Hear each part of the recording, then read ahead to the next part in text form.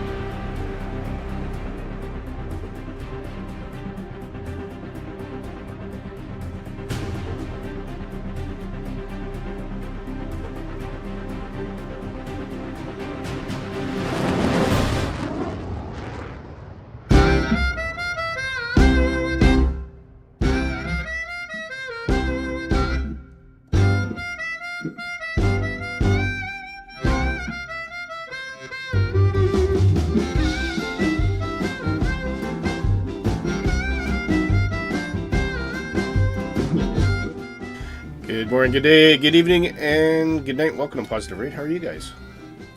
Oh, jeez. So, yeah, I got a problem with my INS. Which is interesting. Where's the haircut? I got a haircut.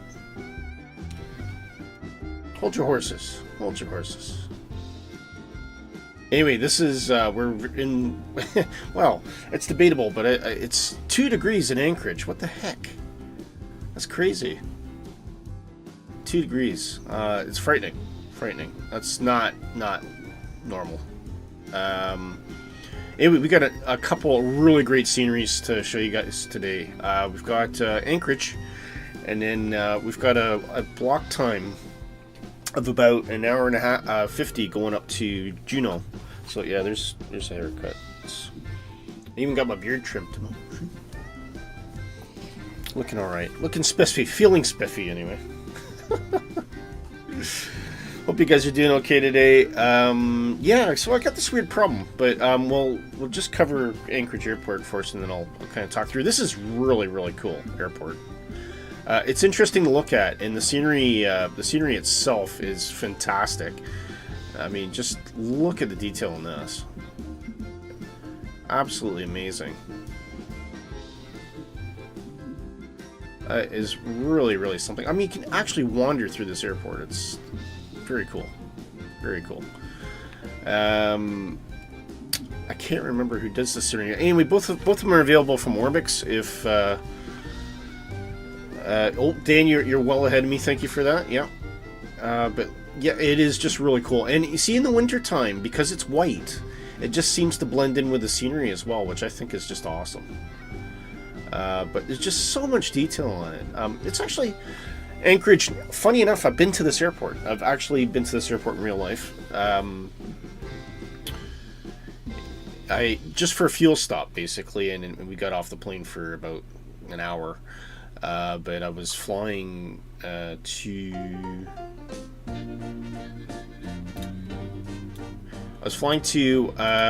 Hong Kong from Toronto. And we stopped for fuel, and that was in a 747-400, which was amazing. But we landed right in the middle of the night, so I couldn't really see much of this airport at the time because it was basically in the middle of winter, it was middle of the night, and it was thick fog. So, I mean, we couldn't see anything really, but it's a really cool airport. Anyway, I'll just put on the night lighting so you can see that.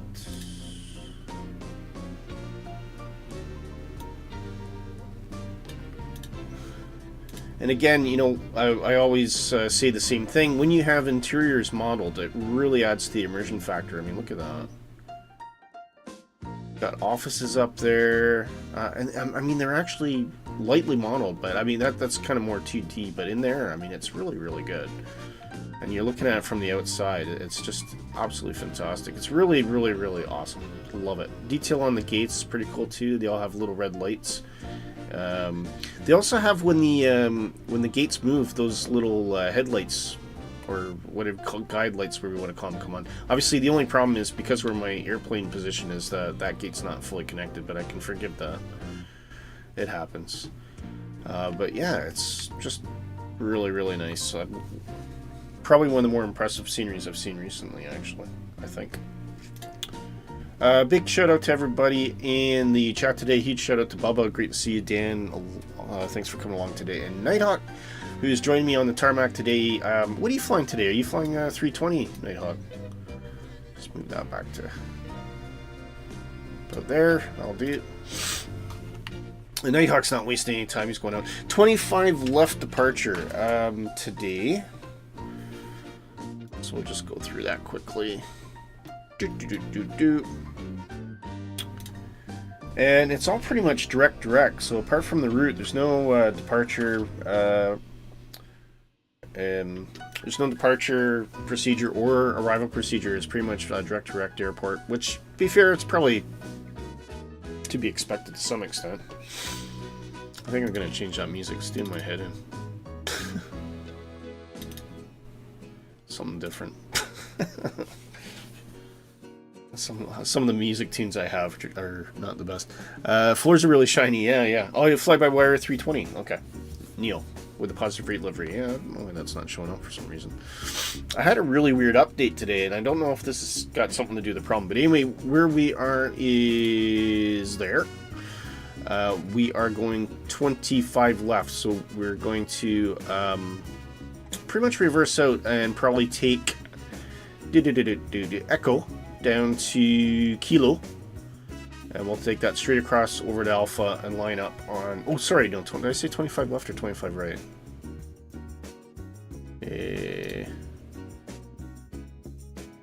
It's 25 left. So, sorry, no, we'll stay on Echo, cross 25 right. Actually, what's the best way to do that? No, I think we'll Echo down to Kilo, over to Charlie. Take Charlie across 25 right, and then Charlie line up 25 left, and I'll be ready to go.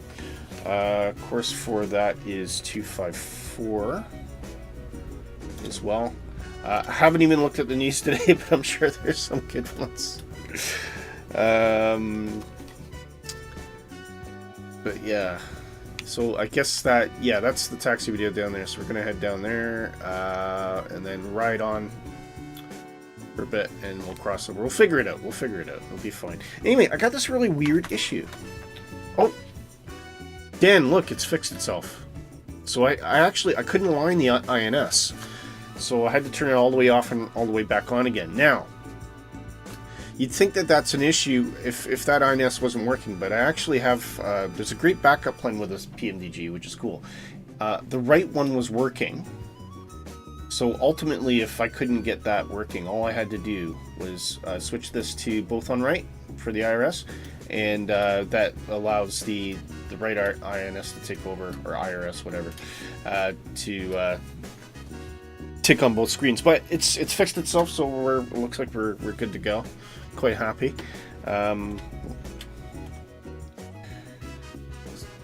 Hooray! Yeah, hooray indeed.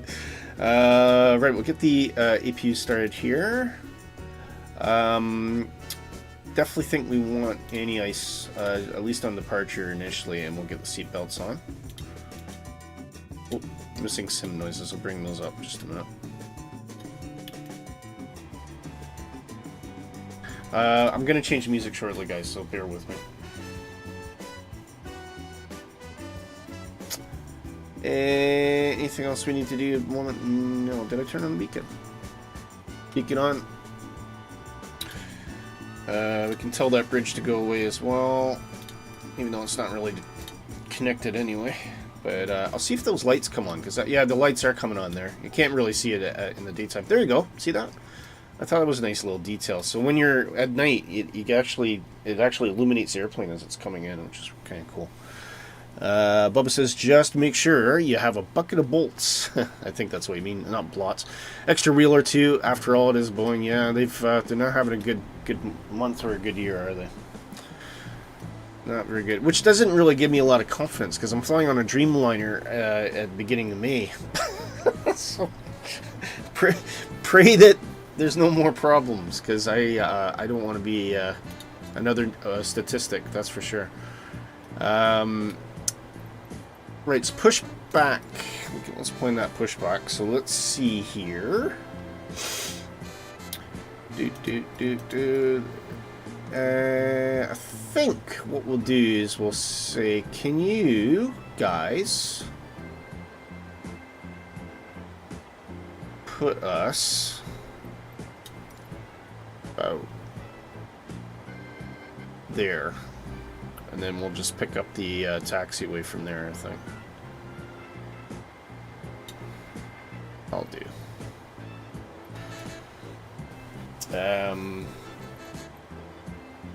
Okay, Todd. Need to set parking brake, probably. Actually, the chocks need to come off and on.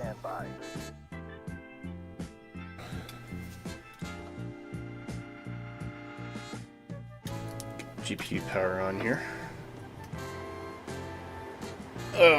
You're on 777s and A320s, so relatively safe. Yeah. Yeah, 787s unfortunately are different, slightly different.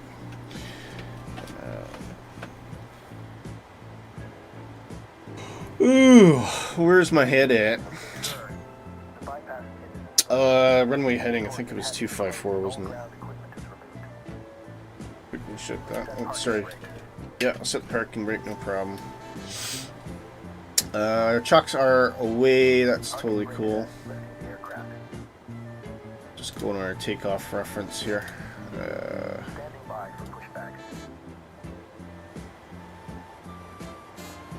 Yeah, you can start that, buddy.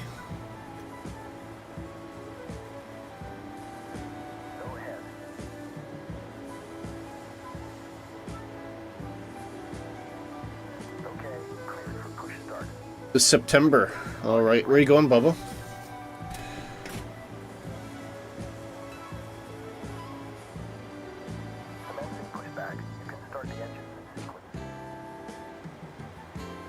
Here we go.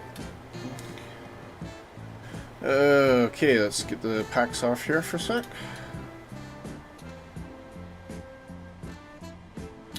Just give a little bit more clearance because that guy's right near me, and I think okay, we're good. Let's start number 2. Yeah, so I don't know why that INS wasn't aligning. It was very weird, but seems to be okay now. Dan says, to be honest, I like the Ryanair 737 MAX. Love their purple LED. Yeah, it is. They're modern airplanes, but their seats were in the comfiest. Well, that's Ryanair's decision. So, because my mother, actually, I think she flew WestJet. It was 737 MAX 8 from Edinburgh to Toronto. She actually said the seats were really comfortable. So I think it just depends on what options they pick. But, you know, you're not going to get luxury at Ryanair, are you? Really? At the fuel in there? I've got engine views as well. Look at that. I posted a thing on the community, our community section. I found this this really cool tip about how to break yourself out of the cockpit so you can move around and get all your changes set, which is really cool, and it's really handy because otherwise what you have to do is you have to go in and you have to edit the config file, which isn't ideal. So this was really cool. Give me something different here. It's a bit better, just something a bit softer.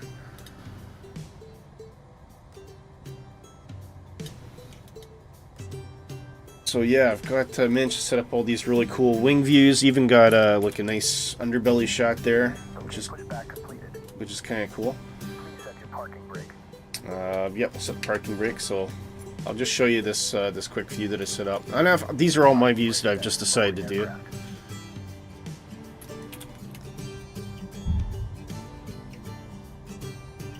see the airplane lowering there. Look at that. Isn't it cool?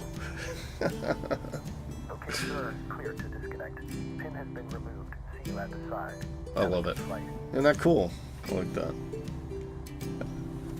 Reiner, not seats or torture cells. Torture cells. We'll start number 2. Number 1 rather. Number 2 to continuous. We get those yellow dampers on as well. Sorry, no fuel. Come on, boys. Come on, Devin. Willie is not paying attention here.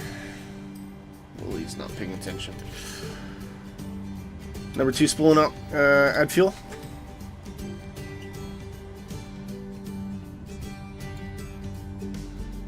And then off.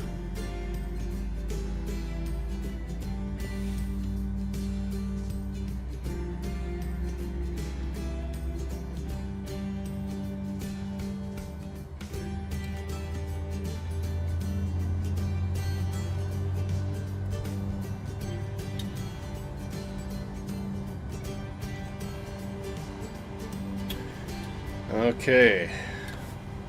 So it looks like Nighthawk's already. Oh, there's another guy, Mighty M13. Interesting. Flying the 737 across the Atlantic. Yep, it happens. It definitely happens. Definitely in the max. They do have the range now. Right. Turn that packs off. Bring packs off, or packs on for the engines, and bring in power. And the AP can go off. Taxi light on. I was going to set 254 on the heading there. Oh, come on. And that should be at 132 or so. There you go. I'll throw on flight directors. Oh, come on. Fussy to VNAV and oh no, that won't line yet anyway. That's fine. Okay, taxi light right. Brakes release. Let's give it a little bit of power.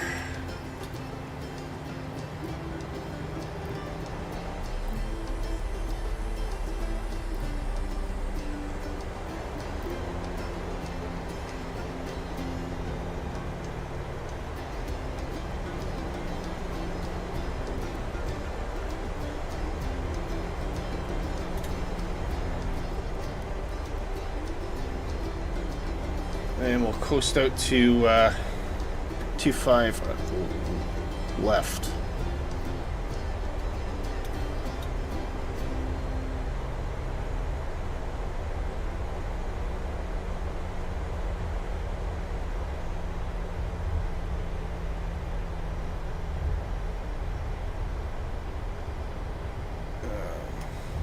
I'll do that in a minute. Alright, this should take us out to Echo, hopefully. It's a very pretty airport, though, isn't it? I just love looking at it. It's one of the more pleasant airports I've seen. I mean, I think the airport itself, like in real life, is interesting to look at. That's what I quite like about it.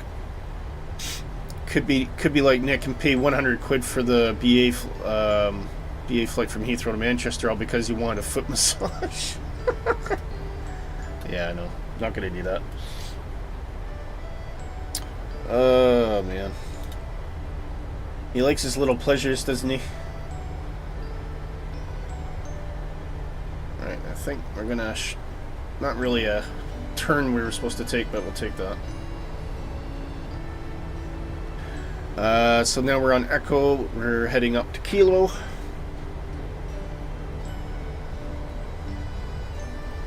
There's Nighthawk waiting for us.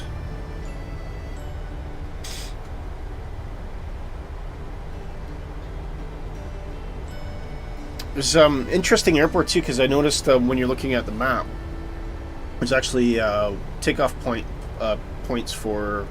There's like a little lake. So there's takeoff points for like float planes, which is really cool.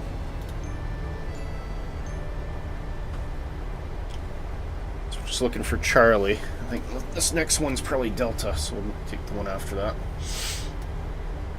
Right, let's get things going. We want set RTO, and we want flaps 5.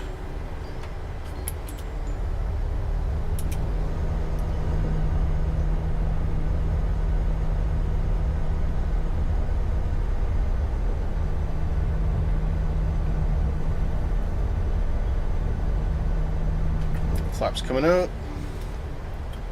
Yeah, that's Delta, so we want the next one. Next one's our entry point. We could put TAR in, I think, as well. Flaps 5 indicated.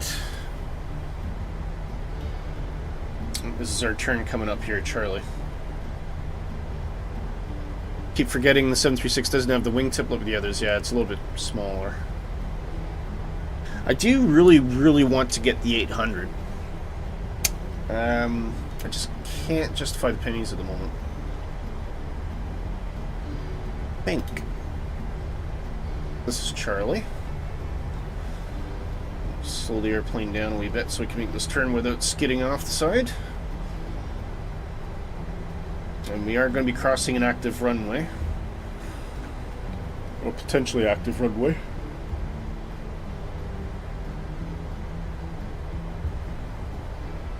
There's our warning lights. So before we do that, we need to get all our lights on here.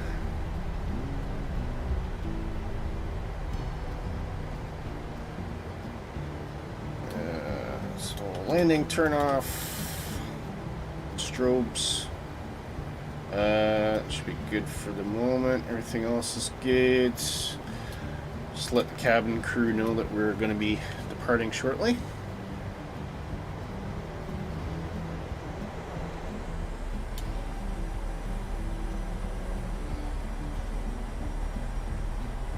You think I'll get the 777? Yeah, I'm going to get that. Yeah. At least one of them. Yeah, I'll definitely be getting the 777, yeah. For one thing, I'm a big fan of the 767 cockpit, and the 777 is kind of like an evolution of that cockpit. Whereas, not like the Dreamliner, which is completely different, but Dreamliner is obviously a bit more modern, doesn't have a bleed system and all that kind of stuff, so...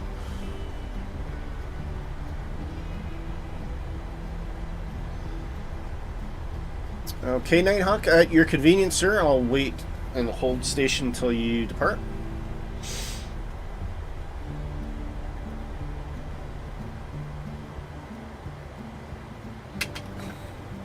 So you can get a shot at Nighthawk's takeoff here.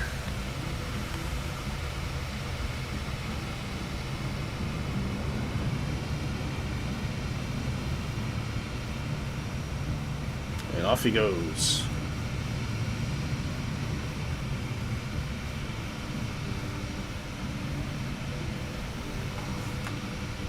Okay, let's line up.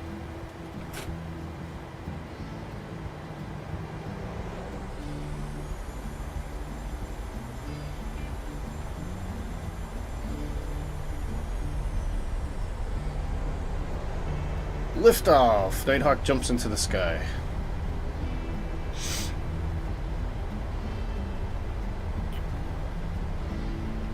Okay, we should be ready for a rolling takeoff here, so... we'll just bring those engines up to 50%. Let's kick the tires and light the fires, Big Daddy. Absolutely. Absolutely. Lining up. Till go.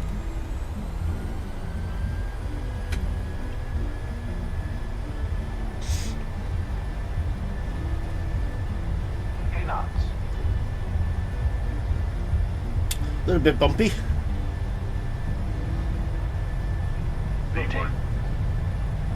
Up we go.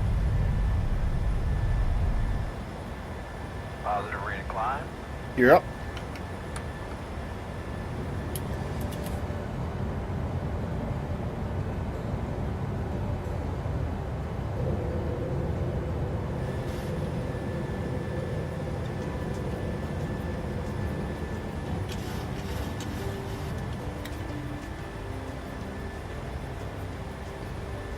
Just waiting for the flight director to tell me to drop the nose once we get to thrust reduction. There we go. Flaps 1.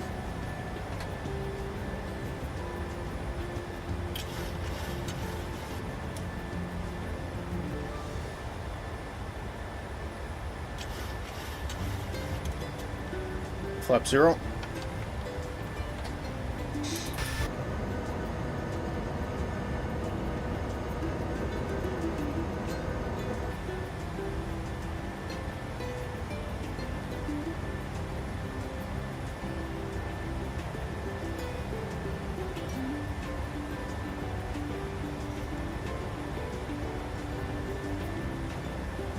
Looks like Nighthawk's taking a wider turn than I was going to.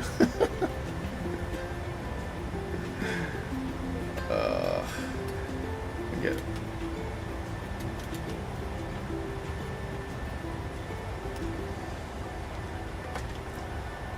Still on manual.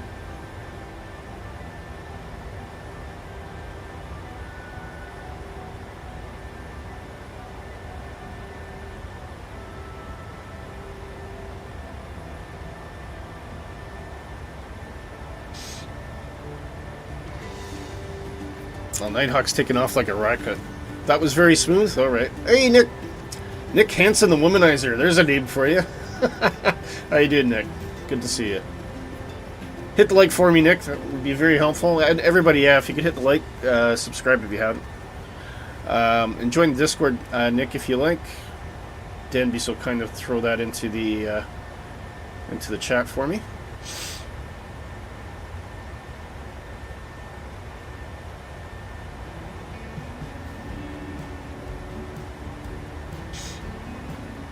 Look at that scenery, guys. Oh my god. Isn't that beautiful?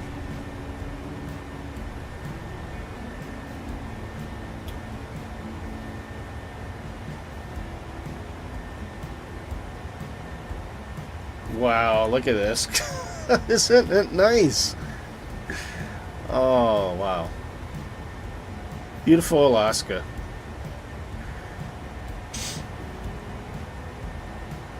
Okay, we're just gonna... I think probably what we'll do, actually, from here, I think we're good here. Just get a bit of a trim. We'll get the LNAV on here. Now, it's gonna complain about that, I know, I'm expecting. What we'll do is we'll just realign the course to take us direct to our first waypoint. We have hit 10,000, so we can take this up to 41,000 a day. It's really nice and high.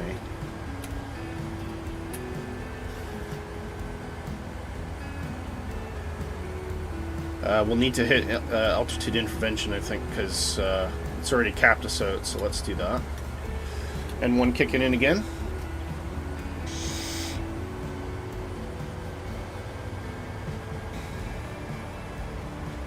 And the lights, lane lights can come off. Crew can probably get out. Give them a ding. Just look at that scenery, though, eh?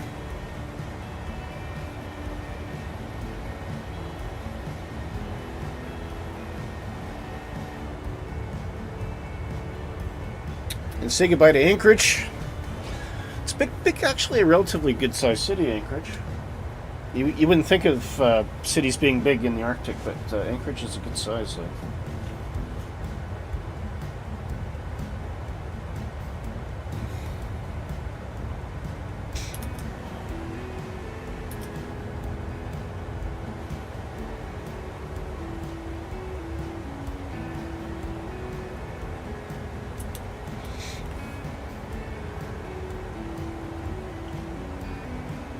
Look at that. I just love the scenery here, though. It's really nice. All covered in snow. Using, of course, by the way, Rexa Aki season advanced, so this does make use of the terrain coloring, which just makes everything look absolutely spot on.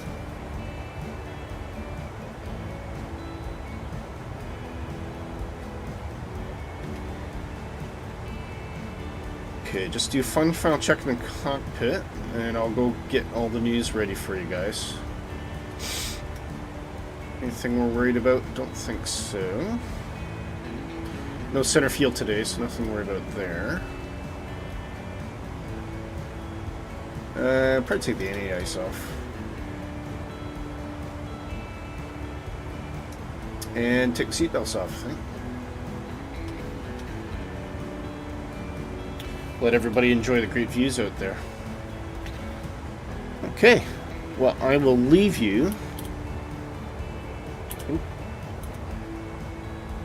with this fantastic view as we start climbing to our cruise altitude, and I'll go grab the news. Be right back, guys.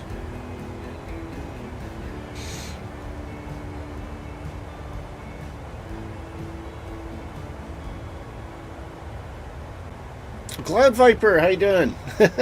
Just grab the news, Cloud Viper. Be right back.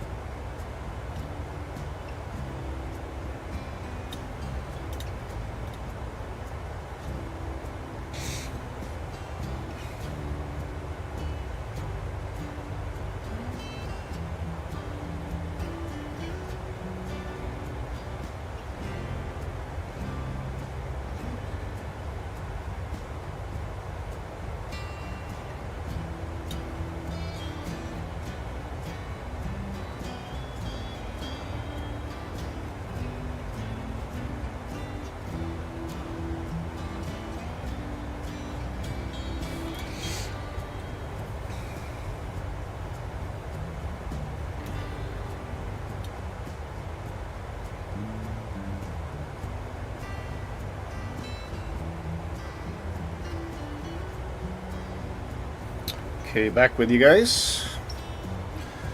Yeah, Cloud, how you doing? You good? You busy? All right.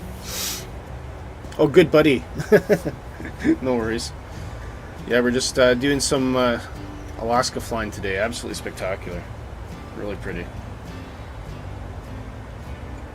Which is surprisingly warm in Alaska at the moment.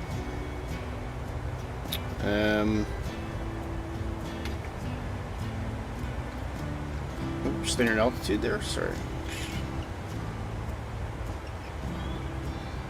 Plane seems to be relatively happy. So yeah, we'll get up to cruise and then we'll break into the new sky. Alaska's actually very pretty. Of course it is, yeah. It's very pretty, and in the summertime it's absolute playground for camping and hiking, and that's a very stunning part of the world. I mean, a lot of places in the world are. They have their own unique beauty if you know what to look for.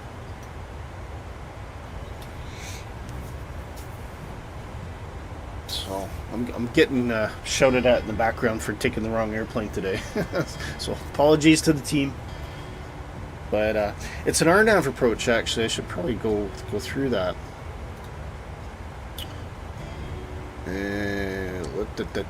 Where is it? RNAV into runway 8.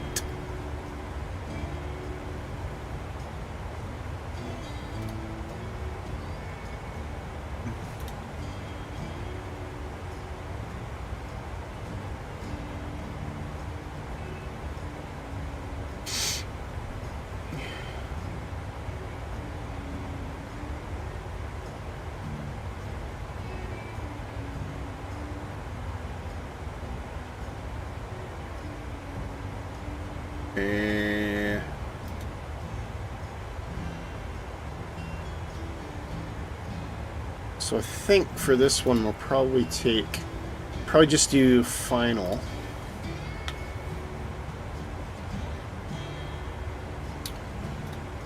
So what does that look like? There we go. So we're coming in, this is final, so we're going to intercept, I think we're coming directly into Ogem.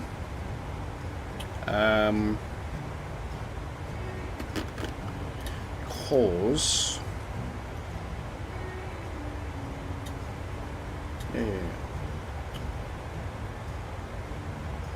yeah, there's Ogem. So Ogem, 3,400 feet, and then dropping to 2,700 at Many. And then by the time we get to Moeller, we want to be about 792 in the RNAV. So I'm hoping at that point, I'm probably going to drop the altitude to 792, let the VNAV fly it down. But by the time we get, actually, I'm going to take it down to 1,000. And at that point, I'm hoping that we should have visual of the runway I can take over manually. And it should be all right. If you travel to LEH to Peril, you'll experience such awesome scenery, including Mount Everest. Well, that's great, Cloud. Can you do us a favor? Drop into our Discord and just drop that into the flight plan for us with the ICAO codes, because we might try that out. And some of the world's tallest peaks. Oh, that would be cool to see, actually. Definitely. It would definitely be cool.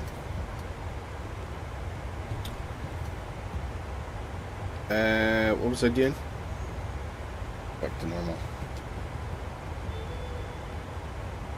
Yeah, so just gonna wait till we hit cruise and we'll do the news. VILH2 VQPR. Okay, perfect. Thanks, Cloud. Appreciate that. Dan, maybe you could just drop in the Discord and just drop a note of it in the positive rate flight plans. Please and thank you, sir.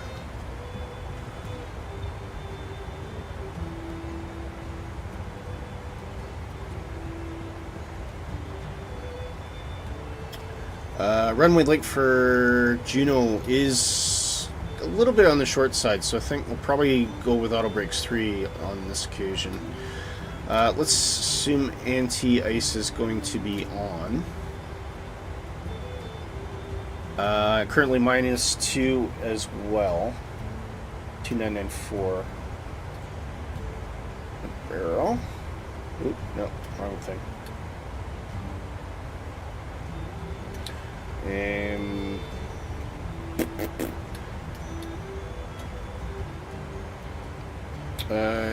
What does it not like? What does it not like? Oh, weighted put. Hang on. Import. There you go. 127 VREF. Required stopping distance about 4,000 feet. I think that'll probably be good. We could probably get away with auto brake 2, actually. Let's see what it says if we go to auto brake 2. That gives us 5,000. I think we'll go with that. We don't need to overheat the brakes for no reason. Well, thank you very much, Cloud. Appreciate it. Cheers. Climbing through 35,000.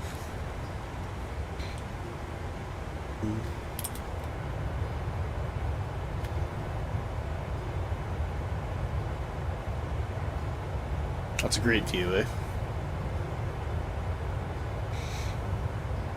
Look at that. Oh, I'm starting to see a bit of green down there. That's unusual. It's just the water's like glass. Love that. Amazing.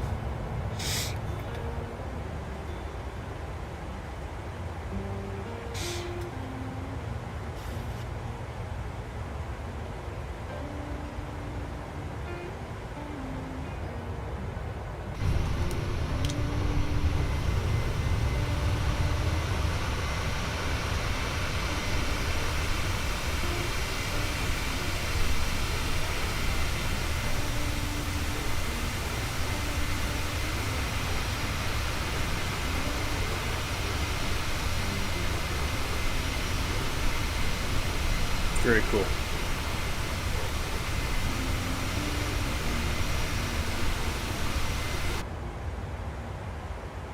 $37,000. Used a climb 1 D rate today.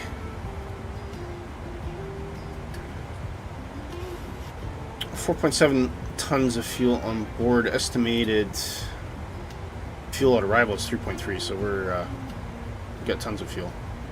I think the winds might be working in our favor today. We do have a slight tailwind, probably about 9, well, maybe 14 knot tailwind or something like that. So that's helping. Usually been flying against the wind lately, which always seems to slow us down. But not today. Not today. We got tailwind today, which is cool. No, it's all good. You have a 38 knot crosswind, yeah. Yeah, I've got a 40, reading 20540.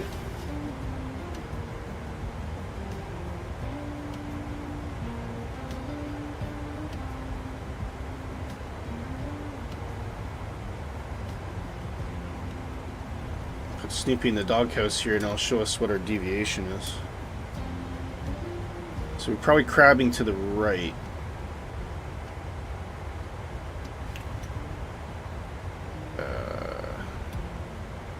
Yeah, so the nose is a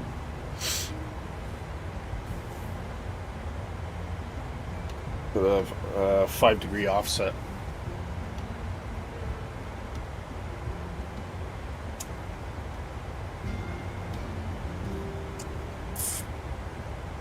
Cool. Approaching our cruise altitude of 41,000. Just edging up to 40,000 at the moment. Should hear that altitude horn at some point. Ooh. No, everything's good. That's fine.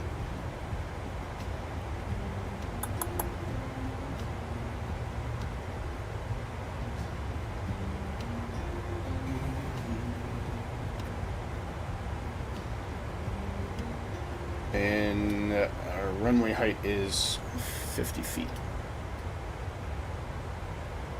On arrival. We'll do that just now. Take another look at the approach in a minute. It's just nice getting ahead of everything, so we can do the news and just cruise and talk about stuff.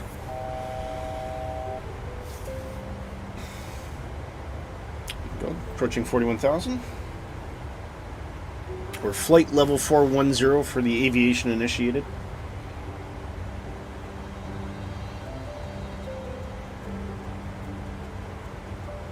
And I got a bit of a beef.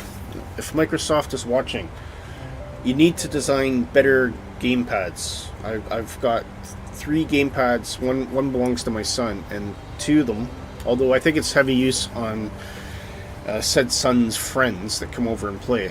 I've got stick drift on 2 of them, and I tried to take them apart and clean them last night. Didn't do anything, so I've now had to shell out for 2 new controllers. I'm not happy about it. So today I'm using my son's Starfield theme. Kind of neat.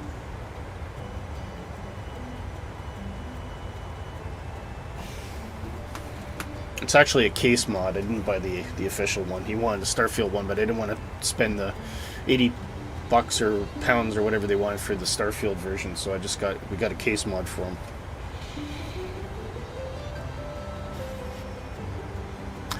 And that's 41,000. Should hear those engines starting to spool back now.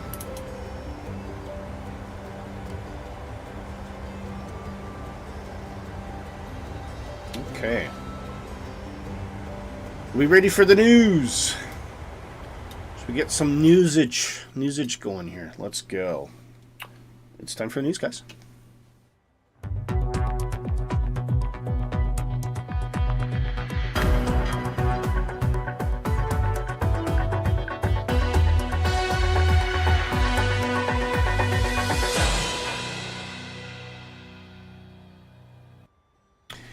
Yes. Lots of news to talk about today. Bring some music up there.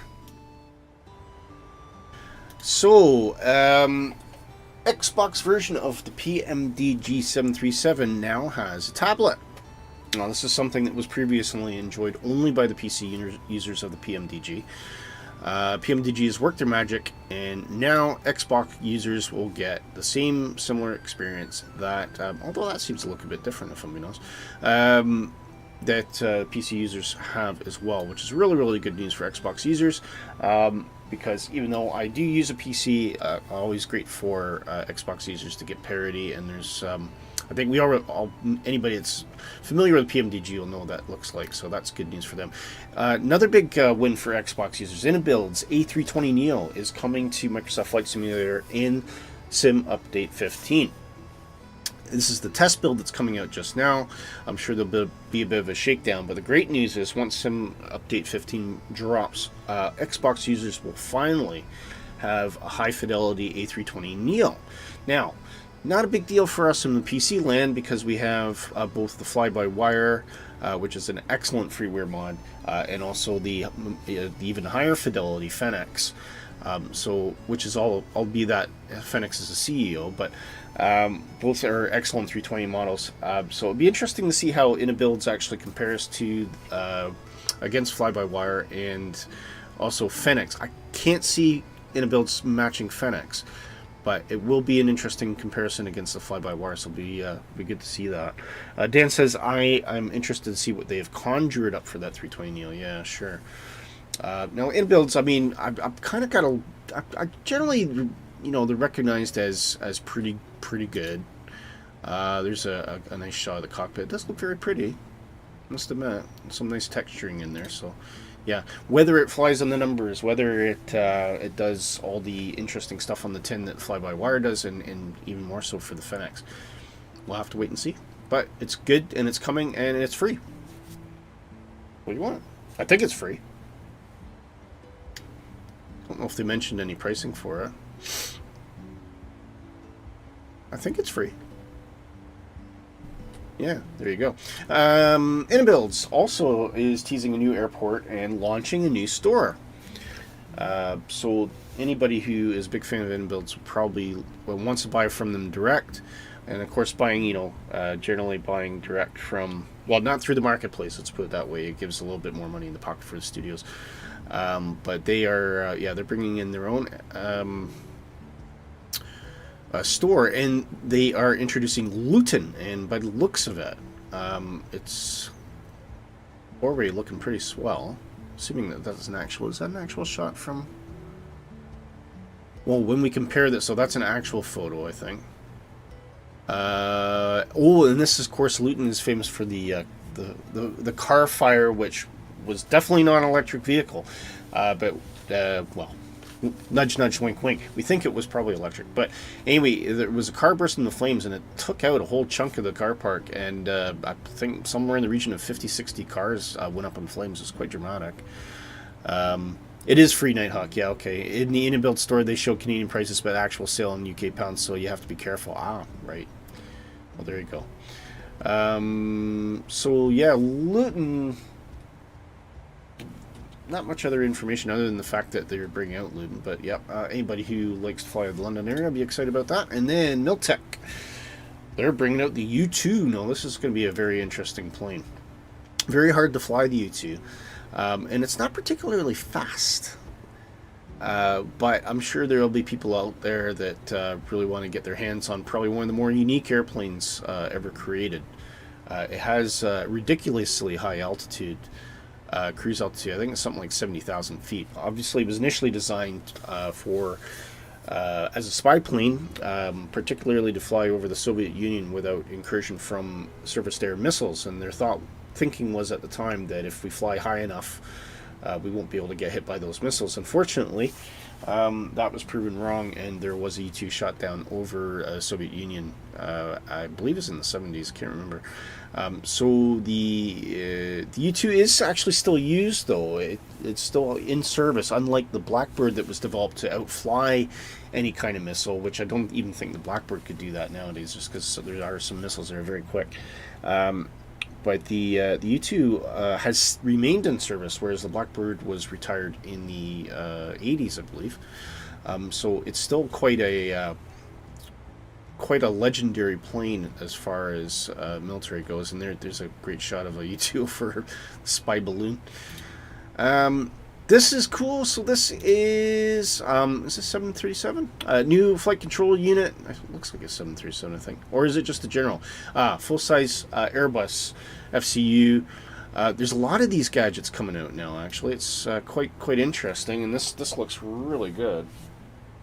So again, it's just one of these things that add to immersion. Home cockpit builders will be excited about this, or people like me who aren't necessarily going to build a whole full cockpit, but might just like the convenience of having some of the autopilot controls at your fingertips rather than having to click on the screen.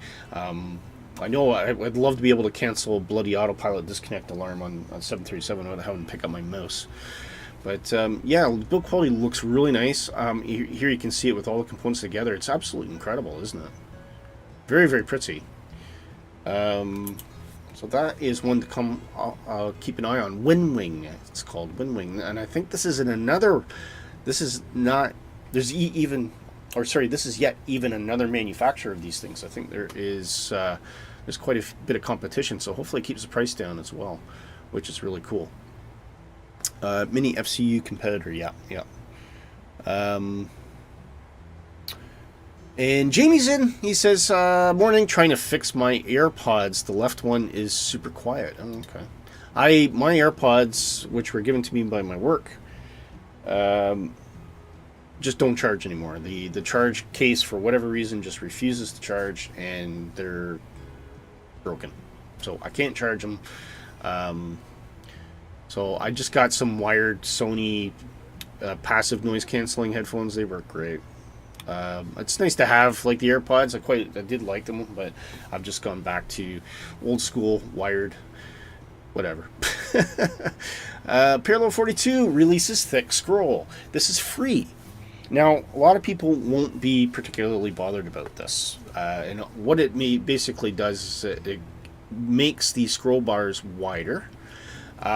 It makes it easier to use, but this is particularly helpful for people with accessibility requirements, and anyone who has such a condition, maybe like Parkinson's or visibility issues or anything like that. This is a huge help, and it's a completely free utility, I think. So you can get this from Orbix.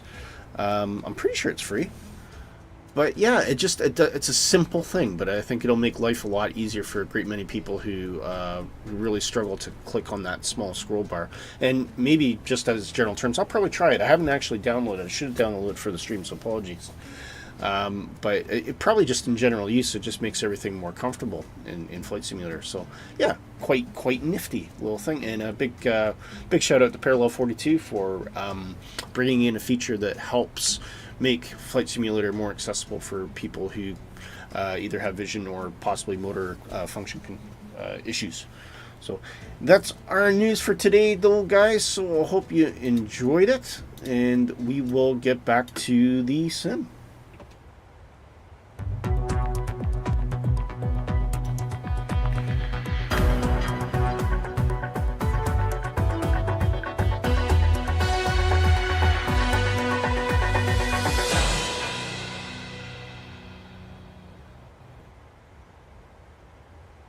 $41,000, cruising along nicely. Looking at the dreamy landscape of Alaska, isn't it nice? Music back up again.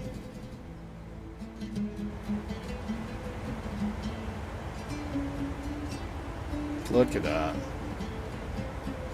Oh, it looks so barren and cold, but beautiful at the same time, doesn't it? Music to my ears. He's popped in. He says, hello. Music to my ears. Hello. Hopefully this is music to your ears as well. Not quite the right theme, but I think it's actually a good soundtrack for like the barren qualities of Alaska and the wilderness. Uh-oh, says Nick. What's wrong? What's wrong, Nick? What's wrong? Oh, right. I think I know what you mean. Well, let's... buffering. Is anybody else having buffering issues?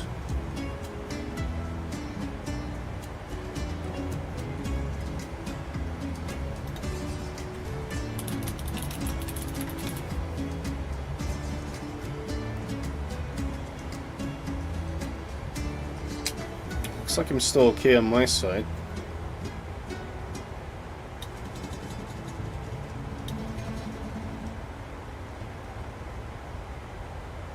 If I wave a hand, do I see that?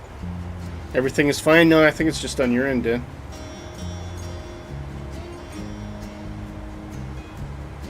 Yeah, I'm not seeing any issues on my end, so.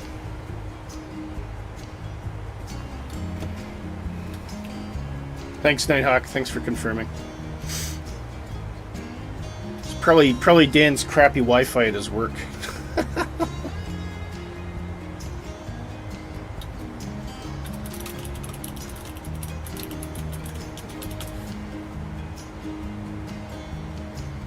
Look at that. Isn't that great?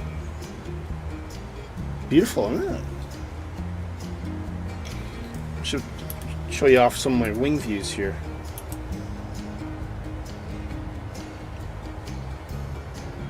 There we go. Yep, I'll find for you, Jamie. Thanks. Cheers. Team Sonic, he's popped in. Hey, he says hi. Hello, Team Sonic. By the way, guys, if you're watching, please hit the like. Hit the like for me. Much appreciated. I'll give you a big kiss. And also click the subscribe. It really helps us as well. And if you're really generous and you want to see me dance, you can, oops, sorry, that's the wrong thing. You can send a donation my way.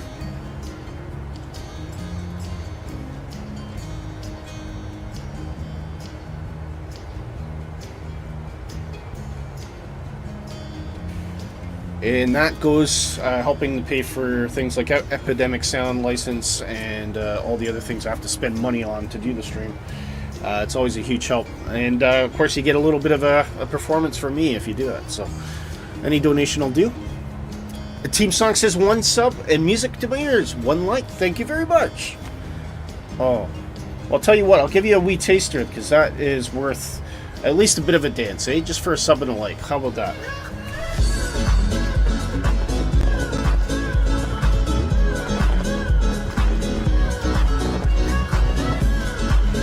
Thank you. Brilliant, guys. Thanks for that. And if you want to see that again or something similar, just drop a donation my way. That's always great. Dan says, I'm tethering my 5G to work computer. Work internet was... it's heavy firewalled. Yeah, okay, fair enough. That makes sense. Jamie says, I flew down to Santorini this morning. Lovely island. All right. I don't think... Have we done Santorini? I don't know if we have. Oh, music to my ears. You enjoyed that one, did you? Yeah, we like to party on this channel. We like to party. But, no, guys, really great to have you along, so please do subscribe. And also check us out in Discord if Dan would be so kind. Check that in the chat for me. I'm just going to do a quick check in the cockpit and make sure that everything is okay. We could probably go through the approach now, actually. So...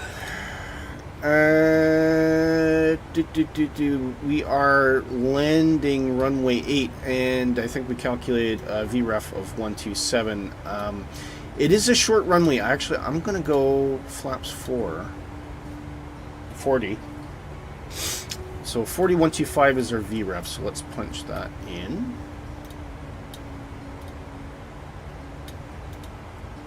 Which gives us approximately 5,300 feet of stopping distance, which is great, because if we look at the chart... Ooh, come on.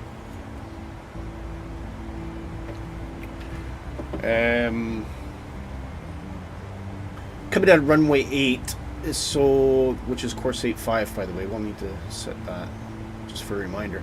A lot of places to get off, so it's not a huge deal. I suspect if we do everything right, we should probably be getting off around Foxtrot there, or possibly have to go all the way to the end of Gulf and then round back to the terminal. It's Juneau's not a huge airport.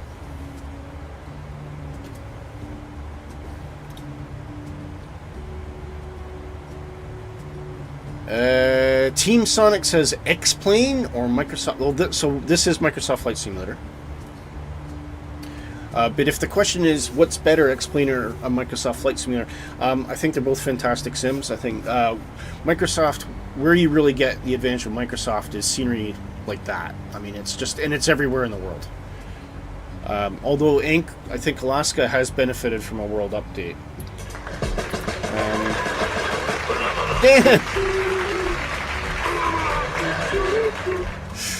Dan coming in with a £10 tip. He says, buy some spare bolts like Bubba said earlier.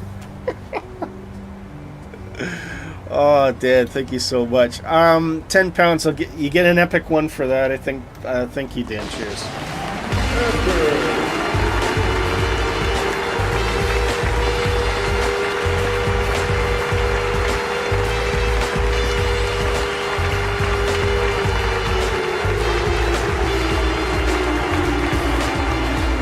Awesome. Thank you. Absolutely amazing. Thanks, guys. Appreciate that. What am I playing in Team Sonic? This is Microsoft Flight Simulator 2020. Yeah. Look at that. Isn't that gorgeous? Really, really nice. Dan, thank you so much for that £10 sub. I've actually got enough to cover this month's expenses, so that will go into the pot for next month towards Epidemic Sound and Navigraph and all the other stuff I got to buy. Because to be honest, if it wasn't streaming, I probably wouldn't be getting Navigraph every month. But obviously it's quite important for the airline flights that we do here, and we want to take advantage of having fantastic proper charts, such as, things like this. Such a handy thing to have if you are getting into the airline side of Flight Simulator, and if you want to go on to something like VATSIM or IVAO, which is controlled, it's an absolute necessity to have something like Navigraph. So you got to keep Epidemic rolling. I do, yeah. I love music, and I think that's one of the things I think is such a worthwhile investment, because it really brings a little bit of flavor and it's so atmospheric, especially if you just want to look out the window. I mean, as an example, and I'll just let you enjoy the views for a second, guys.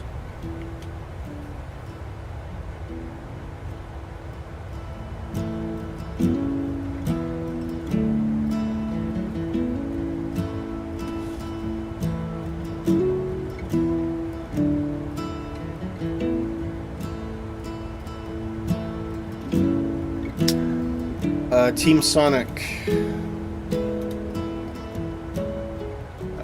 What is this plane and what airline am I flying? Okay, I am flying this is the PMDG 737. It is payware. This is a 737-600, which is only, I say only, it's only about $40 US, which is really, really inexpensive. If you want like the 800 or the 900, I think they're about 70. Possibly slightly cheaper. The airline that we're flying, just give you is our very own Positive Rate livery, courtesy of our livery designer Dark Fury, who's also going to be presenting quite soon as well. But and our liveries are completely free as well. Thank you, Dan. Yep. We have lots of different liveries. We have liveries for the Fly-by-Wire 320, the Phoenix, all the variants of the PMDG, and a few others. I think if you go to our Discord, join our Discord, guys, by the way. Become a member of the Positive Rate family. I'll pump that in. And in there, in the server, you'll also find a liveries folder, which has all of our free liveries for various airplanes. You love how the 800 has been on sale since its release, yeah. Team Sonic says the 737-600 looks like a cute plane. Yeah, there's a nickname for it. I can't remember what they call it, but the weird thing about it, just turn that music down slightly. The weird thing about the 737-600 is the wingspan is actually wider than the plane is long. So I'll give you a look on that. So yeah, the wingspan's actually just slightly longer than the fuselage is, which is kind of cool. Cool thing about it though is it has amazing climb performance because it's got the same engines as all the other variants, I believe. So it climbs like a rocket, and it's actually got the longest range as well out of all of the variants, which is cool. Well, I think the 900 does 900 have bigger tanks. Can't remember, but yeah, it flies far, and you get all the benefits of the PMDG goodness for only $40 US, which is absolutely for the fidelity of the airplane and all the things that it can do. It's just amazing value, really good. And it's a fully complex airplane. It does failure simulation if you want. The pocket rocket. Yeah. Does the ER have with Ox tanks? Yeah, maybe. Well, if there's a 900 ER, yeah, that probably has a bigger range then. I think the initial variants, when I say it has the longest range, it's of the initial variants of the NG. So there's probably been improvements along the way. Top of descent. That's something we haven't looked at for a while. 80 miles. So we're getting close, guys. Getting close. Put Snoopy in the doghouse there. If you ever hear that expression, Snoopy in the doghouse, that means putting the heading bug on your track. So as general practice, you should always make sure you're heading, which right now the airplane's using the LNAV to fly. So it's tracking 90, but you should always try and match your heading to that, just in case the LNAV stops working, or if you go into, if I hit heading mode there, nothing changes. The plane's still flying the same direction. Whereas if, say I got this all the way off to the right here. Don't want to go too far. Stop it. And then I think, oh, no, I got to go to heading mode. Look, right? Instantly, the plane's starting to turn. I don't want that to happen. So we want to always keep it on our track.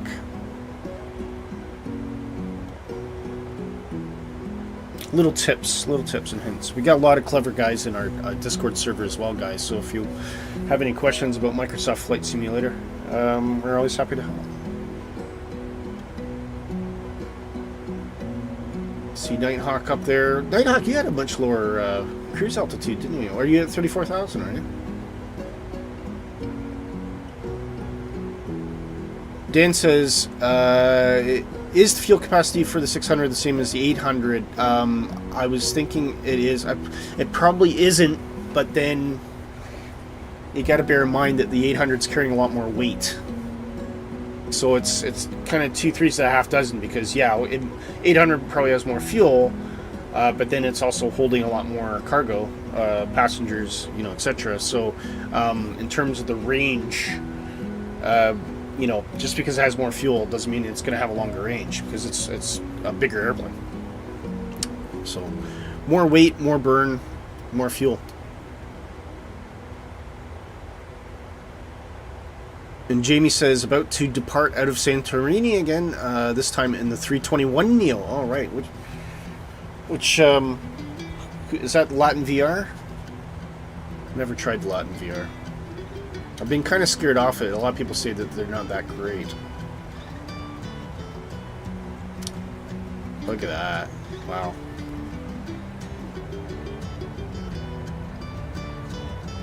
Can't get enough of that.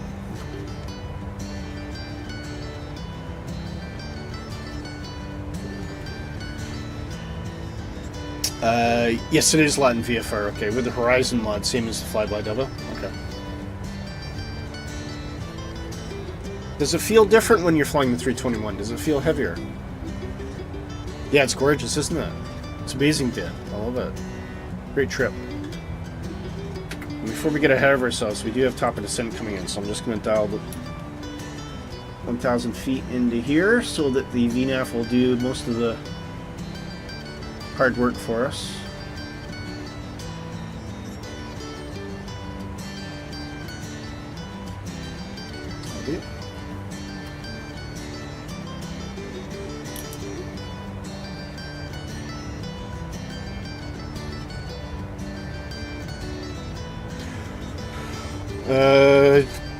Nighthawk says I would really love to fly a proper 321neo, but the new one's XLR. Yeah, well, that's what I'm hoping for, 321 XLR.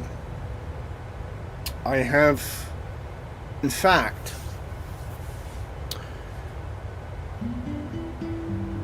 I can't remember if, I don't think anyone's announced the 321 XLR, but if Fenix, well, Fenix won't come out with one because they do the CEO engines.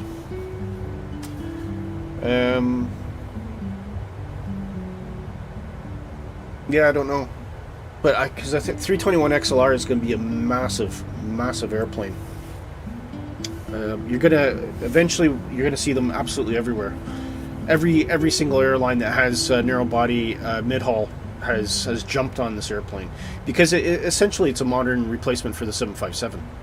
So, and I think for airlines like Delta, it's just a no-brainer because they still have 757s. I can tell you, Jet2 still flies some 757s, and I'm pretty sure Jet2 is actually looking at the XLR as well if they haven't already ordered some. So it's just gonna be a huge airplane, very popular. Although I think they've had to reduce the range a bit because they had to make an adjustment to the center aux tank. So I think the tank is going to be slightly less than what they intended, but it's still going to have a range of like 4,200 nautical miles, which is awesome. I mean, that gives you an endurance of about 8 or 9 hours easily. You could fly it from London to Vancouver, I think. Dan says Fenix have the 321 in the pipeline. Not sure about the XLR. I suspect they probably won't come out with the XLR. But the only thing is, that's great, but are they just going to come out with the 321 CEO? Because the XLR is a Neo airplane, right? There's no engine. You don't use conventional engines on the XLR. So that's kind of the key difference there. Look at that. Look at that, guys. That's stunning. I see the ice sheets. Microsoft says they're working on that, but I would think that's probably fairly accurate. You get some of these bodies of water just freeze up to a certain point. Very cool.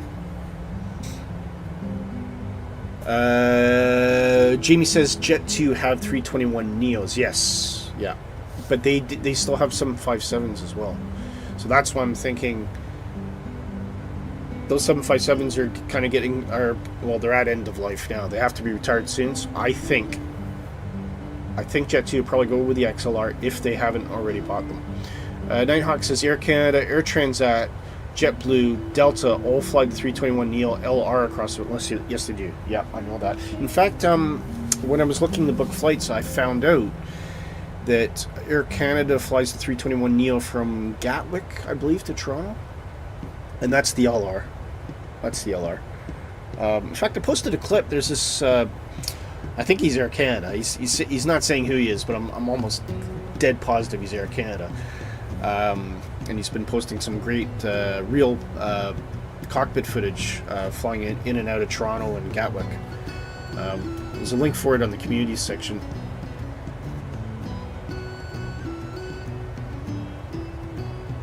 Amazing.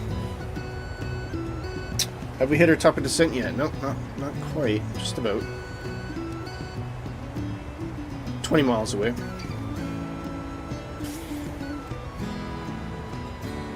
Jamie says some of this Jet2 757 has been scrapped already. Yeah, I wouldn't be surprised. Great airplanes, but they're just old. I mean, they got to be pushing around 30 years, I would think.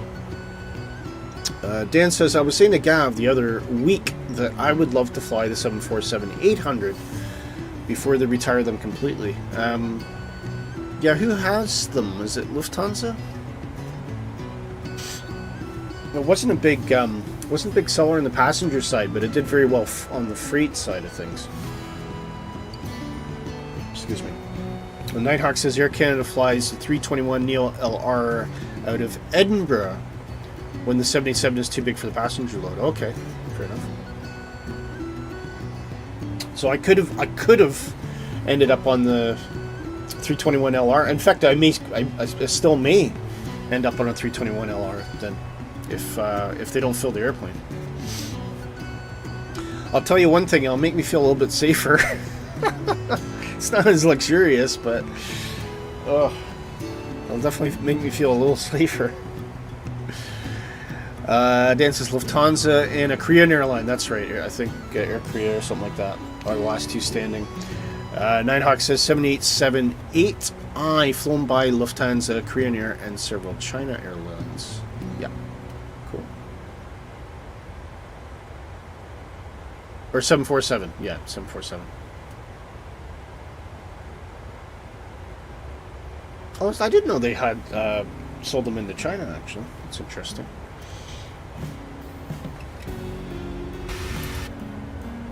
Should start to hear those engines throttling down shortly.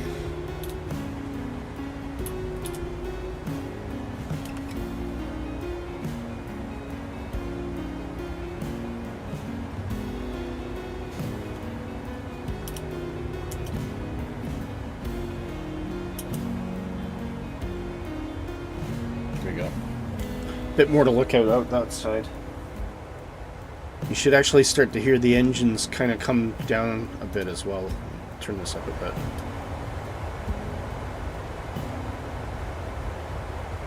I love the sound it makes when the engine starts throttling down. There's the pitch. Listen carefully.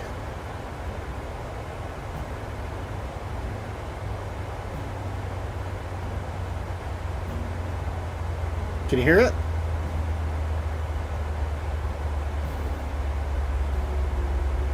It's very, very low, but it's so true to life. That is exactly what it sounds like. It's amazing. When the engine starts throttling down, you just have that low LFE hum. It's so neat. I love that.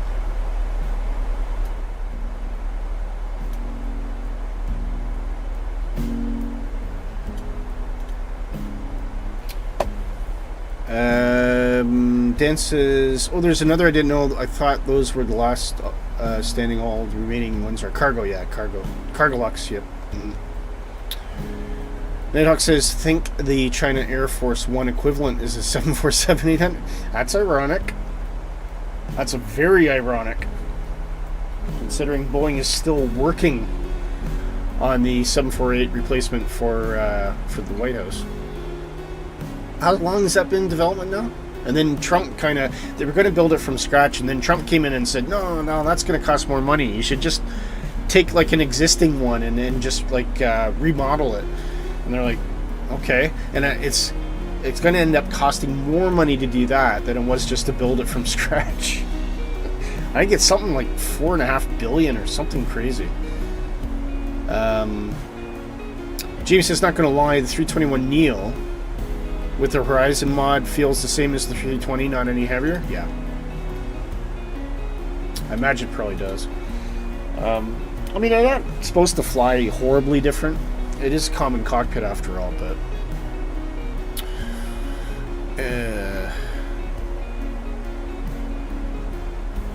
yeah. Oh, they want four engines. That's the thing, and there's no way that United States do this every single time. They'll have like a competition, and then they'll invite Airbus to come in. They'll invite all these other companies to come in and bid, and it doesn't matter because it always ends up going to an American company. And then at the end they say, well, we kind of had to do that for security reasons, and so it's all a load of nonsense. So I don't know. They just have the competition or the bids just to make it look like they're actually trying to get a good deal, but in reality, Boeing knows they're going to get the contract no matter what. When it comes to airplanes that size, anyway. Nighthawk says Katie Pilot is now captain on a 320 and 321. Oh, very cool. Never actually watched Katie Pilot. I'm sure she's very nice.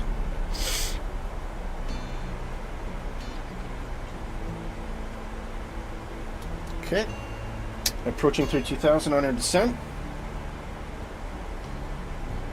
Really see the train up ahead, so.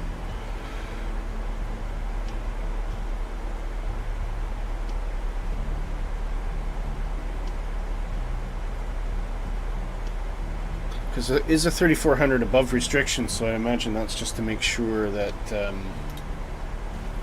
you don't smack into something on the way into Juneau. Imagine Juneau's probably up there somewhere.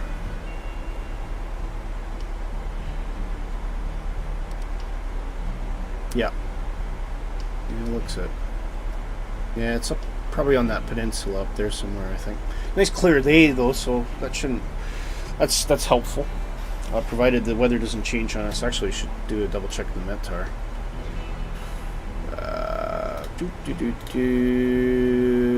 Boom.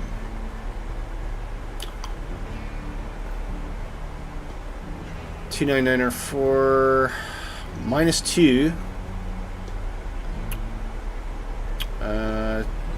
10 miles visibility. That's all right. That's fine.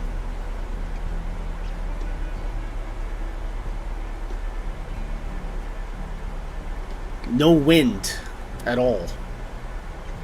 Interesting. Don't know if I believe that, but I'll take it. Dan says, well, I figured the A380 because I'm guessing the military contracts are with Boeing. Yeah, that's right.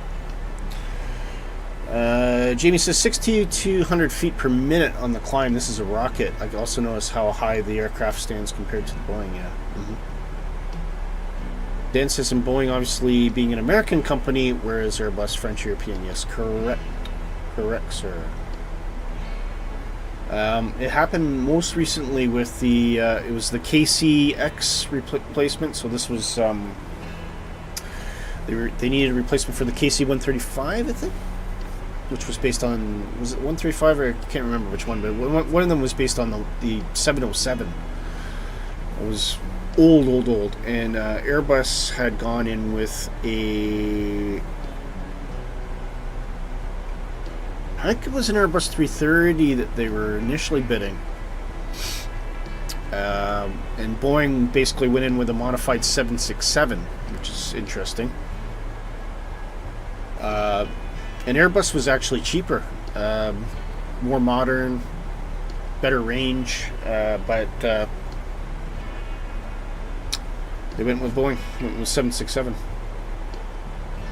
So I think they still build them.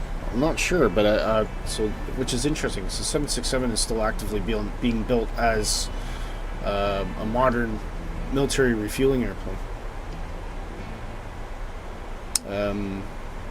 Nighthawk says, have you been into Juneau before? No, I haven't. Final is an angle to the runway between two hills. Okay, maybe that's why it's been picked. Give me a bit of a challenge. I'll find out quick enough. Nighthawk says A330 MRTT, the ones Canada's buying. Yeah, and they should. I mean, why the heck in this day and age are you going to buy a 767? Right?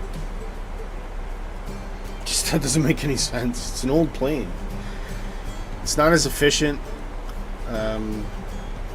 Yeah, just, I mean, even that's the other thing too. Like, if they want to go with a Neo variant, to be able to get that with the A330 MRTT, whereas there is no Neo variant for the 767 that I'm aware. So it just makes sense. And of course, Canada's bought a lot of Airbus anyway. I know. I think they have Airbus 320s and 330s that they use for like diplomatic transport. Okay, passing 24,000. Everything's ticking along nicely at the moment. Just getting some really nice views of these mountains coming in. It's stunning. Be interesting to see what happens in Flight Simulator 2004, because they reckon they're going to use some artificial intelligence to augment the mountains a bit, so it'll make them look even a bit more rendered, which would be cool.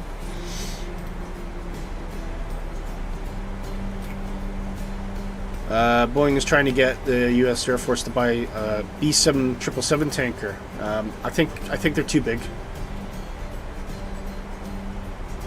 I think they're too big. Too big for the mission.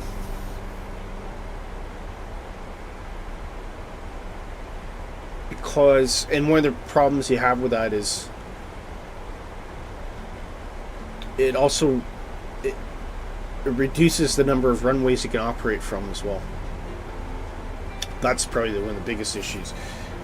They need planes that are versatile, and the one thing about the 767 and likewise the Airbus 330 is they can operate off a lot of runways, much shorter runways than you would think for the size of the airplane.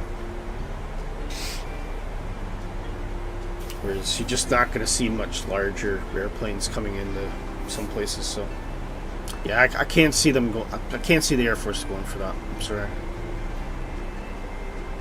I mean, they won't do it, but they'd be better like maybe looking at the Dreamliner as a fuel convert. But the problem with that, and why the U.S. government won't go for that, is because the Dreamliners are just too expensive for what they would get for it.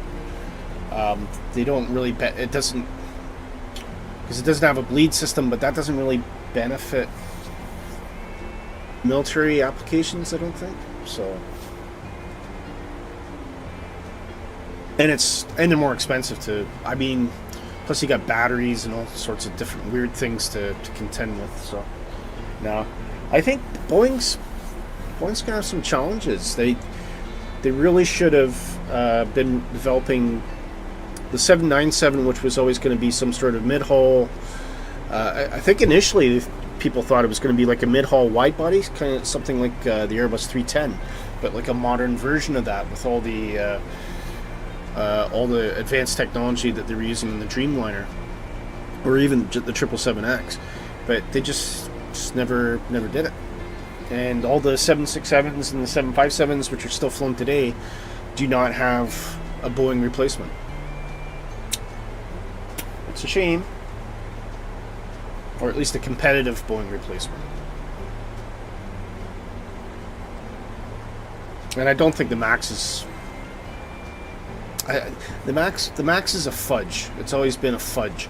I mean, forget about bolts and all that stuff and quality controls, but if you just look at the heart of the airplane, they've tried to wedge large engines on a plane that was never designed to have that size of engine, and I think that in itself has created a lot of problems for Boeing, and they're never going to get around it without starting from scratch and doing a new plane.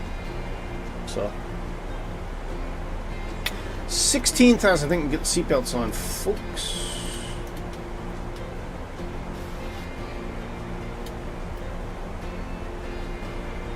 And we can go to 9 or 4 inches on the barrel.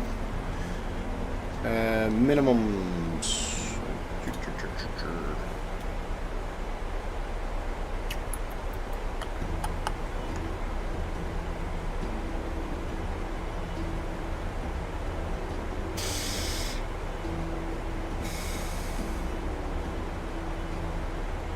Yeah, I don't know what to say. I'll just go with 200.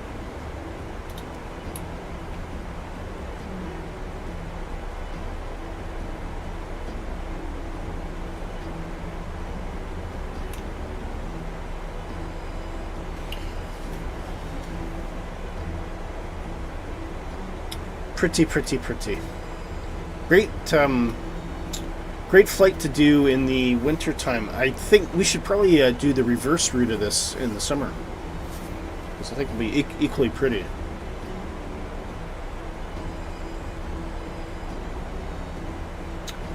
Okay, runway course is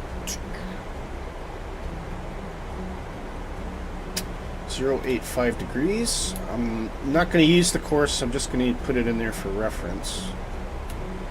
As mentioned, I think it might be an offset.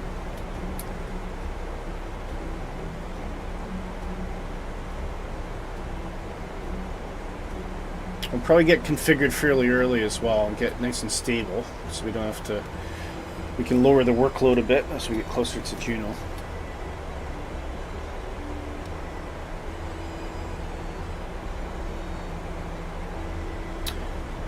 Okay, how are we doing here, guys? No, I never did my wind forecast. Too late for that.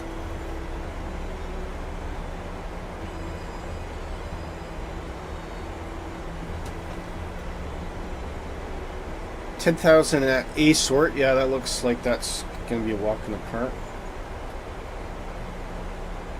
Nighthawk's already below 10,000 there.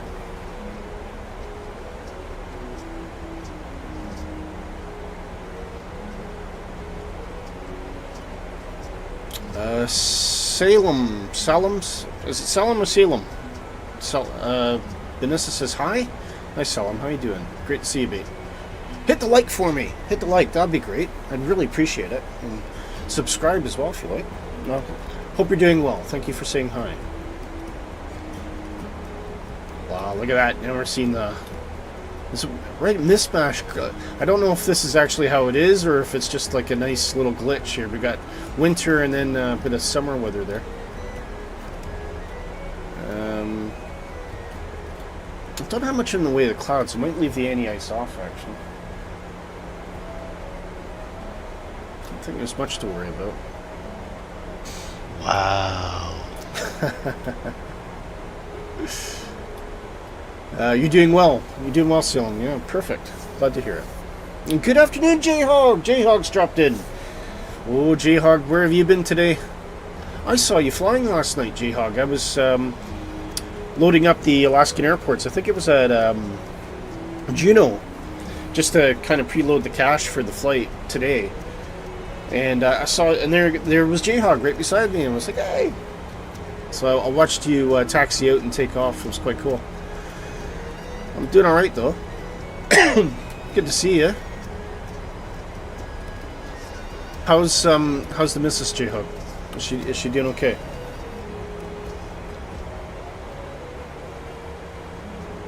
Okay, let's bring on some landing lights.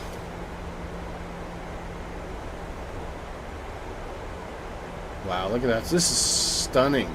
And that's lovely. Well, there's an airport there as well. That's interesting. Wonder if that's military. Could be an Air Force base. Not sure.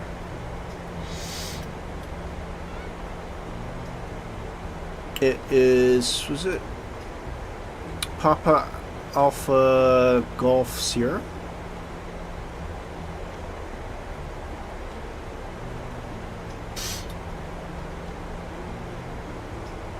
J-Hog says, I have been with Dark Fury in person. Oh, to Relics. Ah. I saw you on the ground and she's still breathing. Oh, God. How mean. Well, we got mountains here, guys. Look at this. You gotta keep a... This is when you really have to trust the LNAV.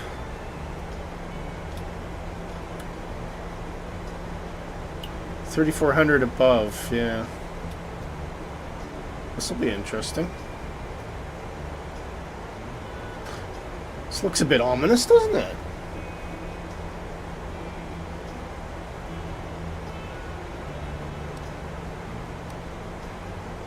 I'm starting to get a bit panicky about this, actually. Okay. Okay.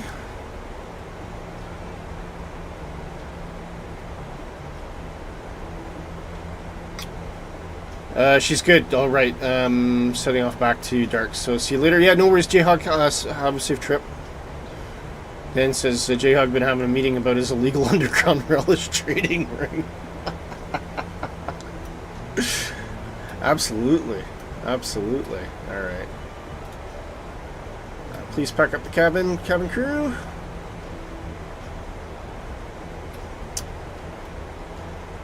This is going to be very interesting.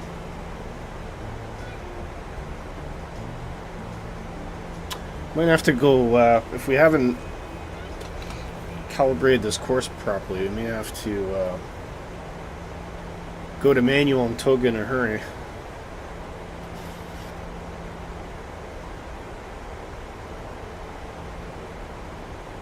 Shush, Dan.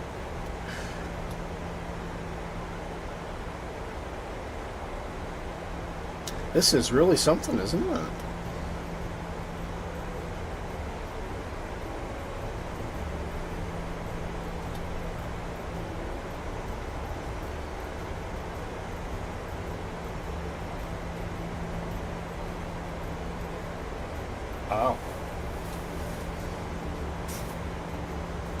It's a bit freaky. Look at that. That's low. That's very low. Oh my god.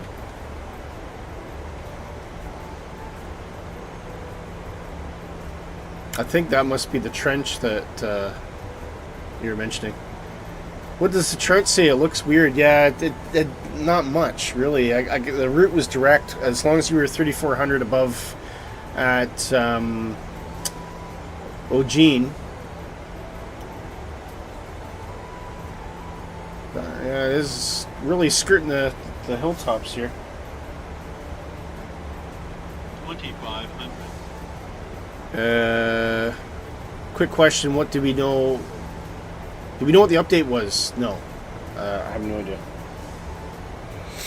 It was really weird. It said it was like, I don't know. I got an update queue, but it didn't look like it actually downloaded anything. Yeah, I'm wondering if they maybe accidentally pushed out the SIM update beta to everybody instead of to Microsoft insiders. That could be a reason. Look at that. That's close, guys. That is super, super close.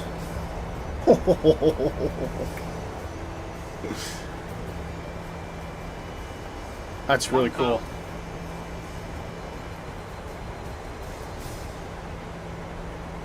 Yeah, it's not 1,000 yet. It's 1,000 to you, but GPRS not be screaming that you're... Well, it's not. So I must be doing something right. Huh?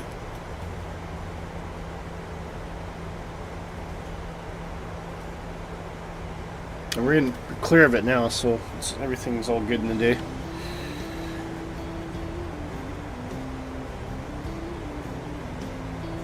Right, now we got a more accurate radio. Altitude, just about 2,000 feet. Which will probably drop off even further. Oop, I gotta lock up. Here we go.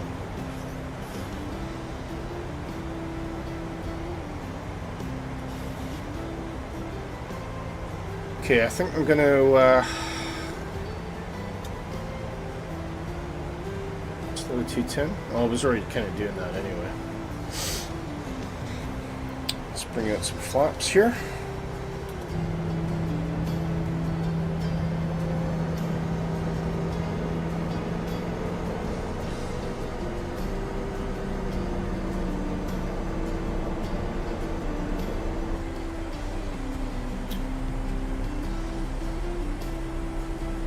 And it's pretty much in the VNAV's hands right now. I mean, once we get down to 1,000, I should have visual of the runway, and I'll just be manual at that point. So check the RNAV. Yeah, I think I have it.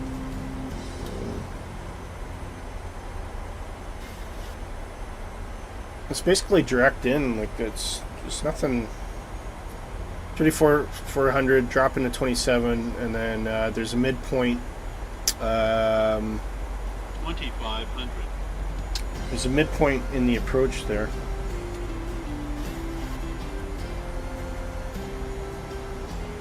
Which is Morley? No. Renee? No, Morley, yeah. 792 barrel. So. I got set for 1,000, so I'm just gonna... The VNAV should take us down safely. Just gotta make sure our speeds are okay. Probably drop to 180 actually.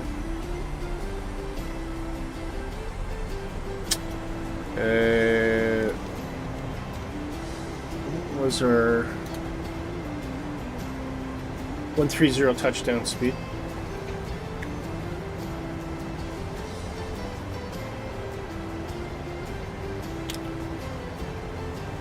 Oh yeah, no, that's fair enough.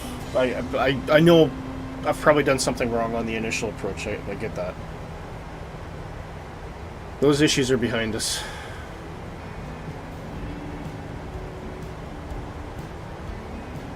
Yeah, it is an offset. As mentioned, it's an offset. Yeah. Okay. Right. Let's get flaps 5. I think we'll get the gear out here.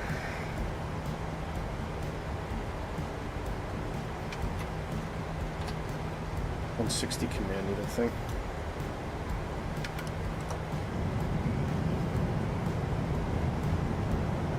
Okay, I can see where I'm going anyway. Roughly.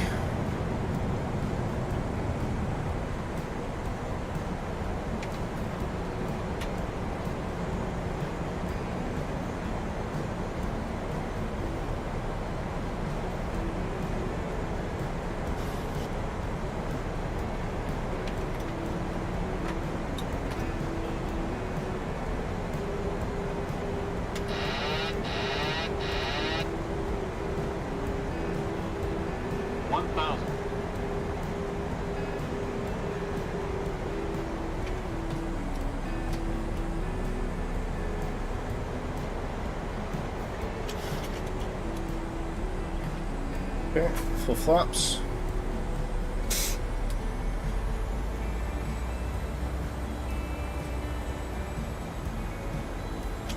You could argue you're flying visual. Yeah, I'm definitely doing that.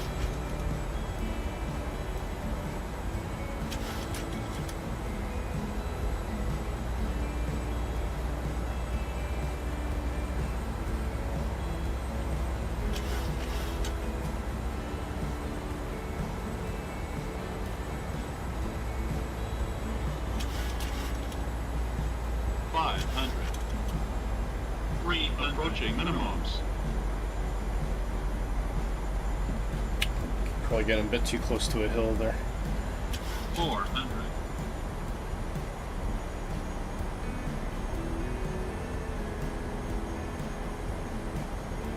Bit of a crosswind. Said there was no wind, but no, there is.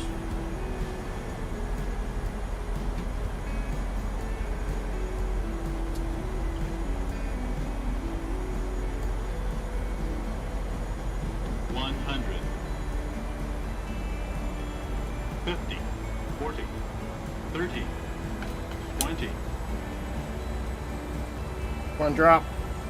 10. Get down. Oh, blew that approach. No, going around.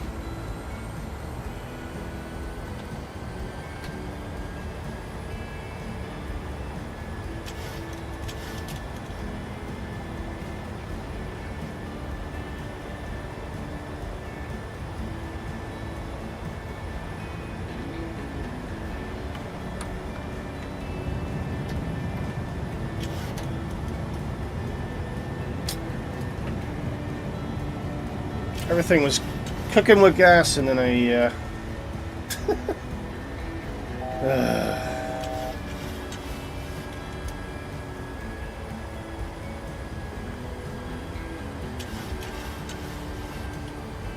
Alright, let's move V-nav in here.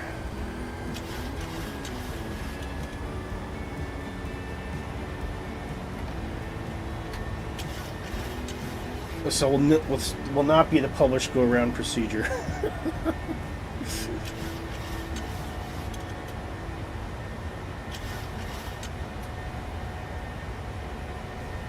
Yeah, I had to go around. Yeah, I couldn't get. I was floating too far, and it's only an 8,000-foot runway, so.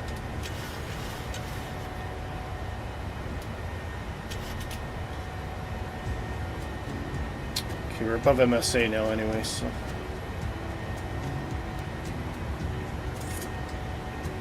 Okay, so let's have a think.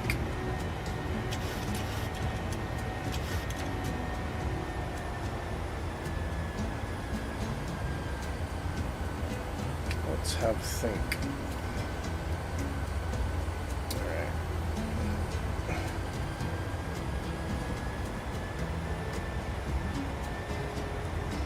Nighthawk, did you land? Oh, you're behind me now, okay.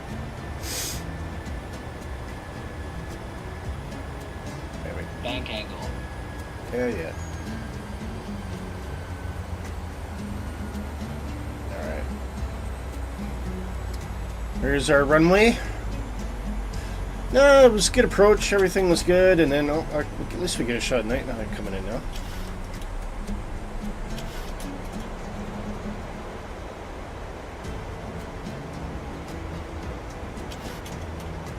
Alright. Hold that altitude, please. 1,000. Too low. Terrain. Sink rate. Sink rate. Sink rate. Oh, come on. Oh, no. Alright, let's hold at 3,400.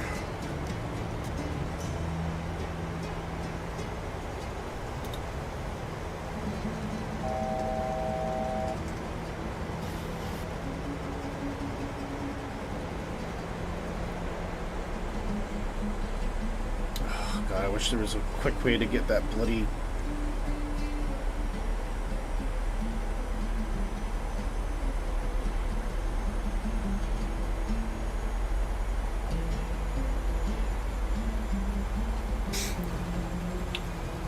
Alright, we're flying.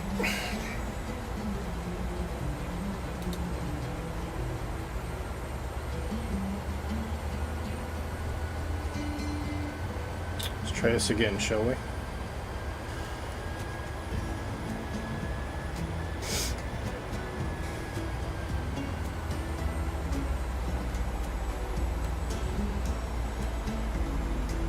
Oh, yeah. Yeah, I had to go around, sorry. Oh, there was new comments there. Okay, well, we got the center line extended anyway, so let's see what goes on here.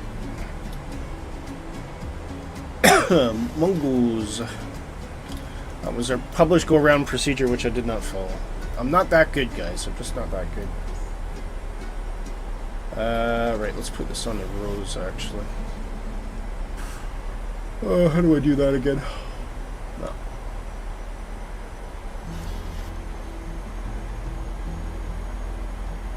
What's the way to put it on the rows, wasn't it? Can't remember.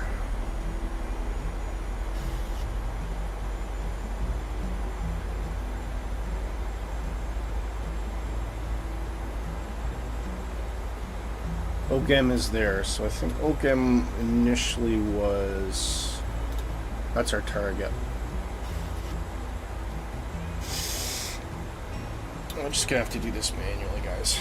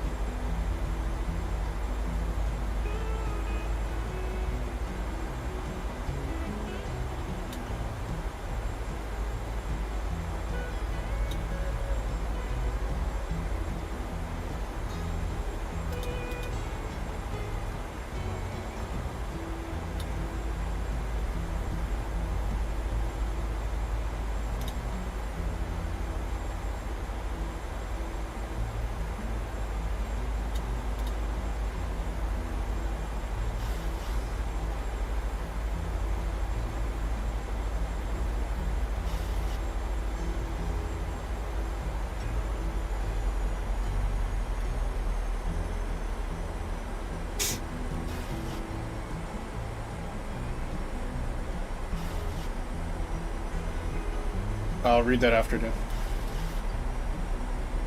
If the point you're making is I screwed up, then yes, I screwed up. I agree.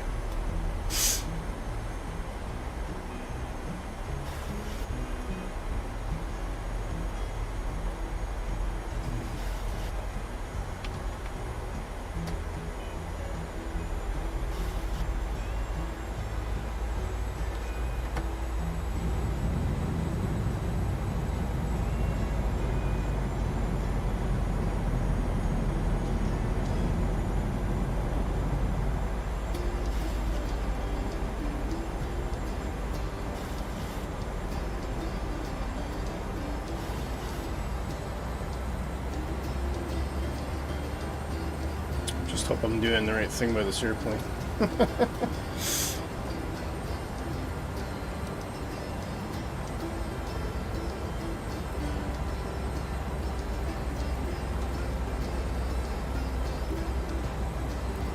I can see where Nighthawk is anyway. Hey Johnny, how you doing? Woke up late again? Oh well, these things happen. Alright, let's go manual. Let's try and do this again.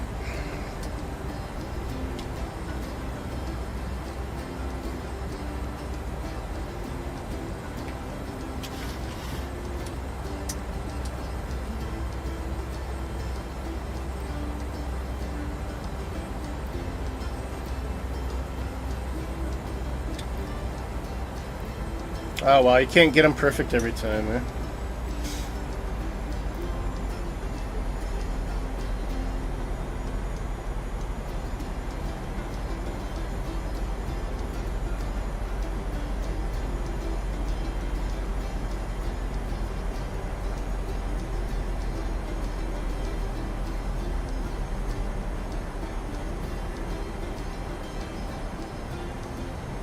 Probably slightly off path, actually. Should probably be back here a bit.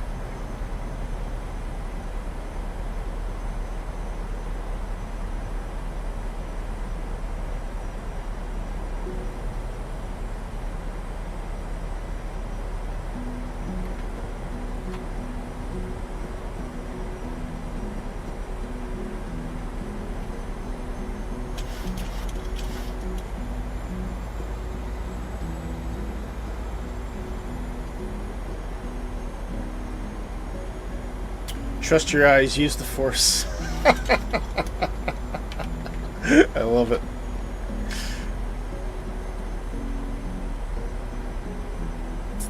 Michael flaps 30 this time. I think I had too much lift on that approach, so. Well, to tell you what, I didn't have auto brakes. 2500. That's fine, that's all good. Okay, we are flying the airplane. That's the first thing they always say is, the end of the day, if the airplane's doing something you're not expecting, or just fly the airplane. Clean that up.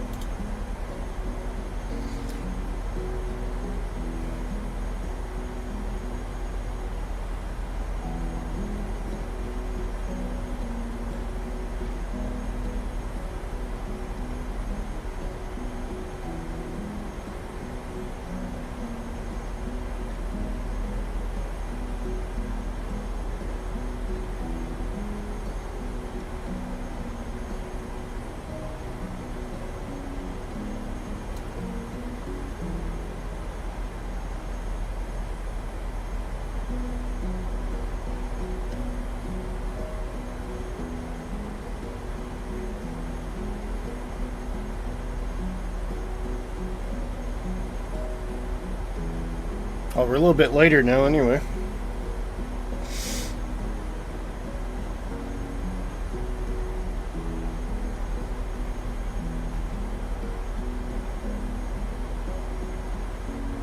And by the way, guys, do stick around because this airport is really nice as well. I'm going to do a quick tour of it. On a marker beacon.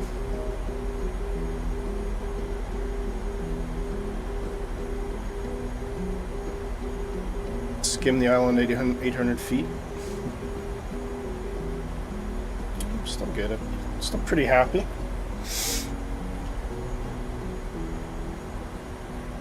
I could have kept going with the landing, but it looked bad. It was just not good. And sometimes going around is good practice anyway. I do pride myself on usually sticking the landing first time around, but plus with it being an RNAV as well. Oh, you know what? I think I know what I did wrong there, actually. Okay, here we go, guys.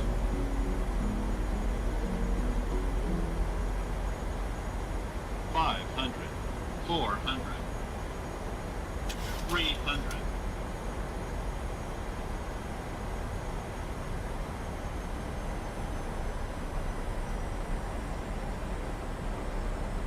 Yeah, Dan, I just suddenly realized what I forgot to do there. Approaching minimums. I didn't disengage the auto throttle. Minimums. That's what went wrong, I think. 100. 50. 40. 30. 20. 10. Oh, bit of a thumper.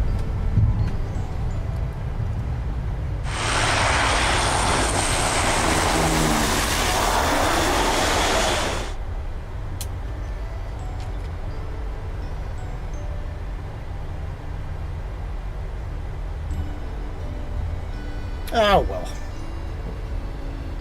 What can I say? What can I say?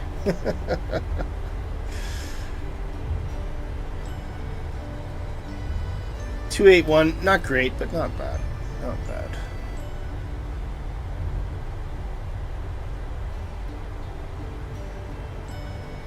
Welcome to Juneau, guys, finally. We got down safe. That's the main thing.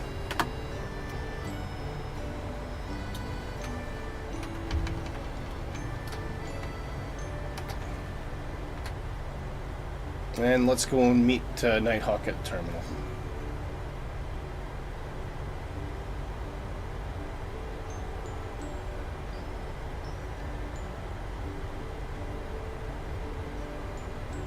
I'm sure we'll have a few irritated passengers. There's probably someone waiting on a taxi or something.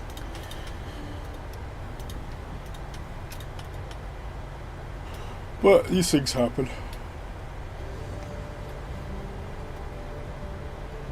Free up the attendants there.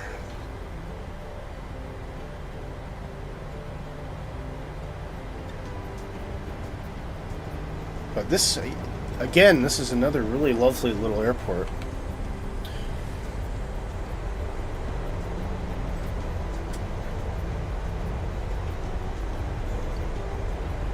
A lot of cargo here, I'd imagine. That's not surprising. A lot of goods and services in the Arctic are flown in. So Juneau will probably be a main staging ground for getting supplies to distant remote communities. And there's a few gates here, which is interesting. So it's not a big airport, but they do have, I think, 4 or 5 jetways that are usable. As well as lots of stands as well, just for all sorts of airplanes.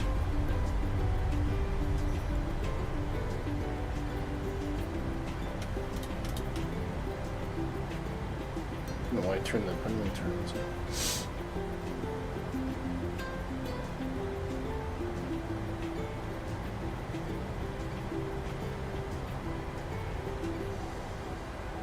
So we'll go pick ourselves a gate, and then I'll take you on a wee tour.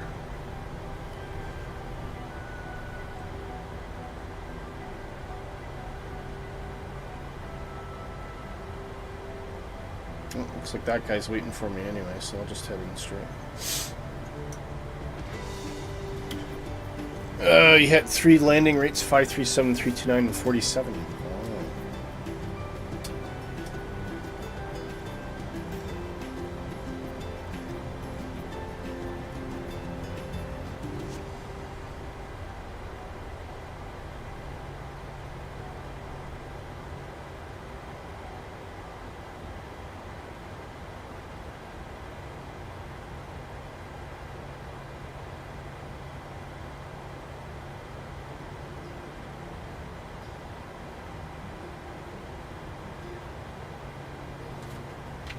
Nope.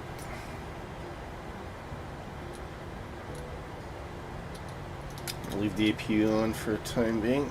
Engines off. And seatbelts can come off as well. And we'll see if the jetway will connect for us. Maybe not. Maybe not. That's right. It's not happening yet. So let's go to plan B.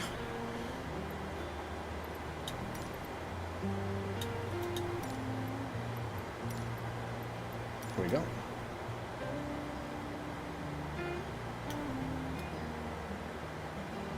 Just drive over the push truck, who cares?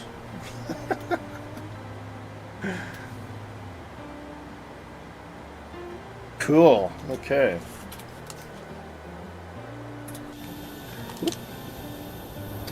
Welcome to Juneau, guys.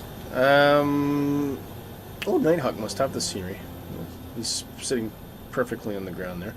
So Juneau, yeah, it's not a big place, but it's, look at the, I mean, if you just, oop, don't know what happened there. Just take yourself a look around at this scenery, guys. Wow. It's no wonder we had such challenges getting in here. It's right in the middle of mountains. Very beautiful. Tiny little airport. The Juneau, community of Juneau itself is actually a reasonable size. I'd probably say roughly population about maybe 5,000-6,000, maybe more. Airport itself, also viewable from orbit, really cool to look at. Has some really nice interior modeling,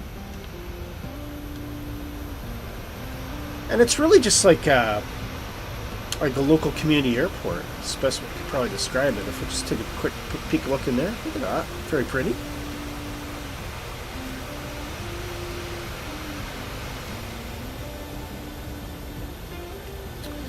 Get a nice look at nighttime here, just a minute. Look at that. And again, you know, this is where that interior modeling really comes to light, because you just get that immersion factor in there. Very pretty.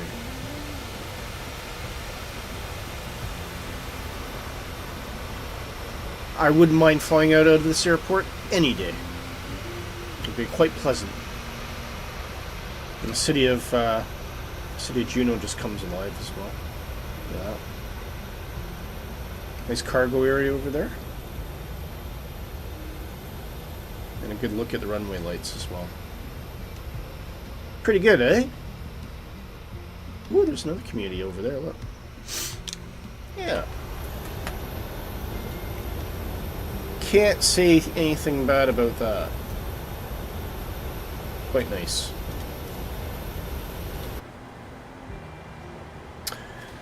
Yeah, so I hope you guys enjoyed that anyway. Actually, I might as well go out to a wide shot here.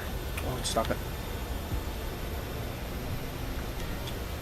And huge thanks to Nighthawk, who kept me company through the trip today, and everybody in the chat that came along as well.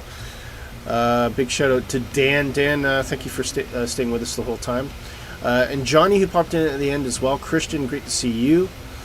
J-Hog, who popped in as well. Thanks for popping in, mate. Night. Who else? Bunch of new faces as well. So if you're just new to the stream and you're still watching, thank you so much. Do let us know if you're still watching, just to say goodbye. Great to see you. Team Sonic. Team Sonic was in there for a bit. And apart from that, we will see you next week. I've got a training session with Dark tomorrow, actually. So to get him back up to more of a normal presentation schedule. So we will have double the pleasure of positive rate. And Dark, I think we'll probably be doing some flights on VATSIM once he's a bit more comfortable on the streaming side. So that's good. So that's something I don't really do is VATSIM, but Dark is very comfortable with VATSIM, and he'll probably be introducing that to his streams as part of the positive rate schedule. So stay tuned for that and announcements on when Dark will be presenting. And I'll, apart from that, see you next Saturday.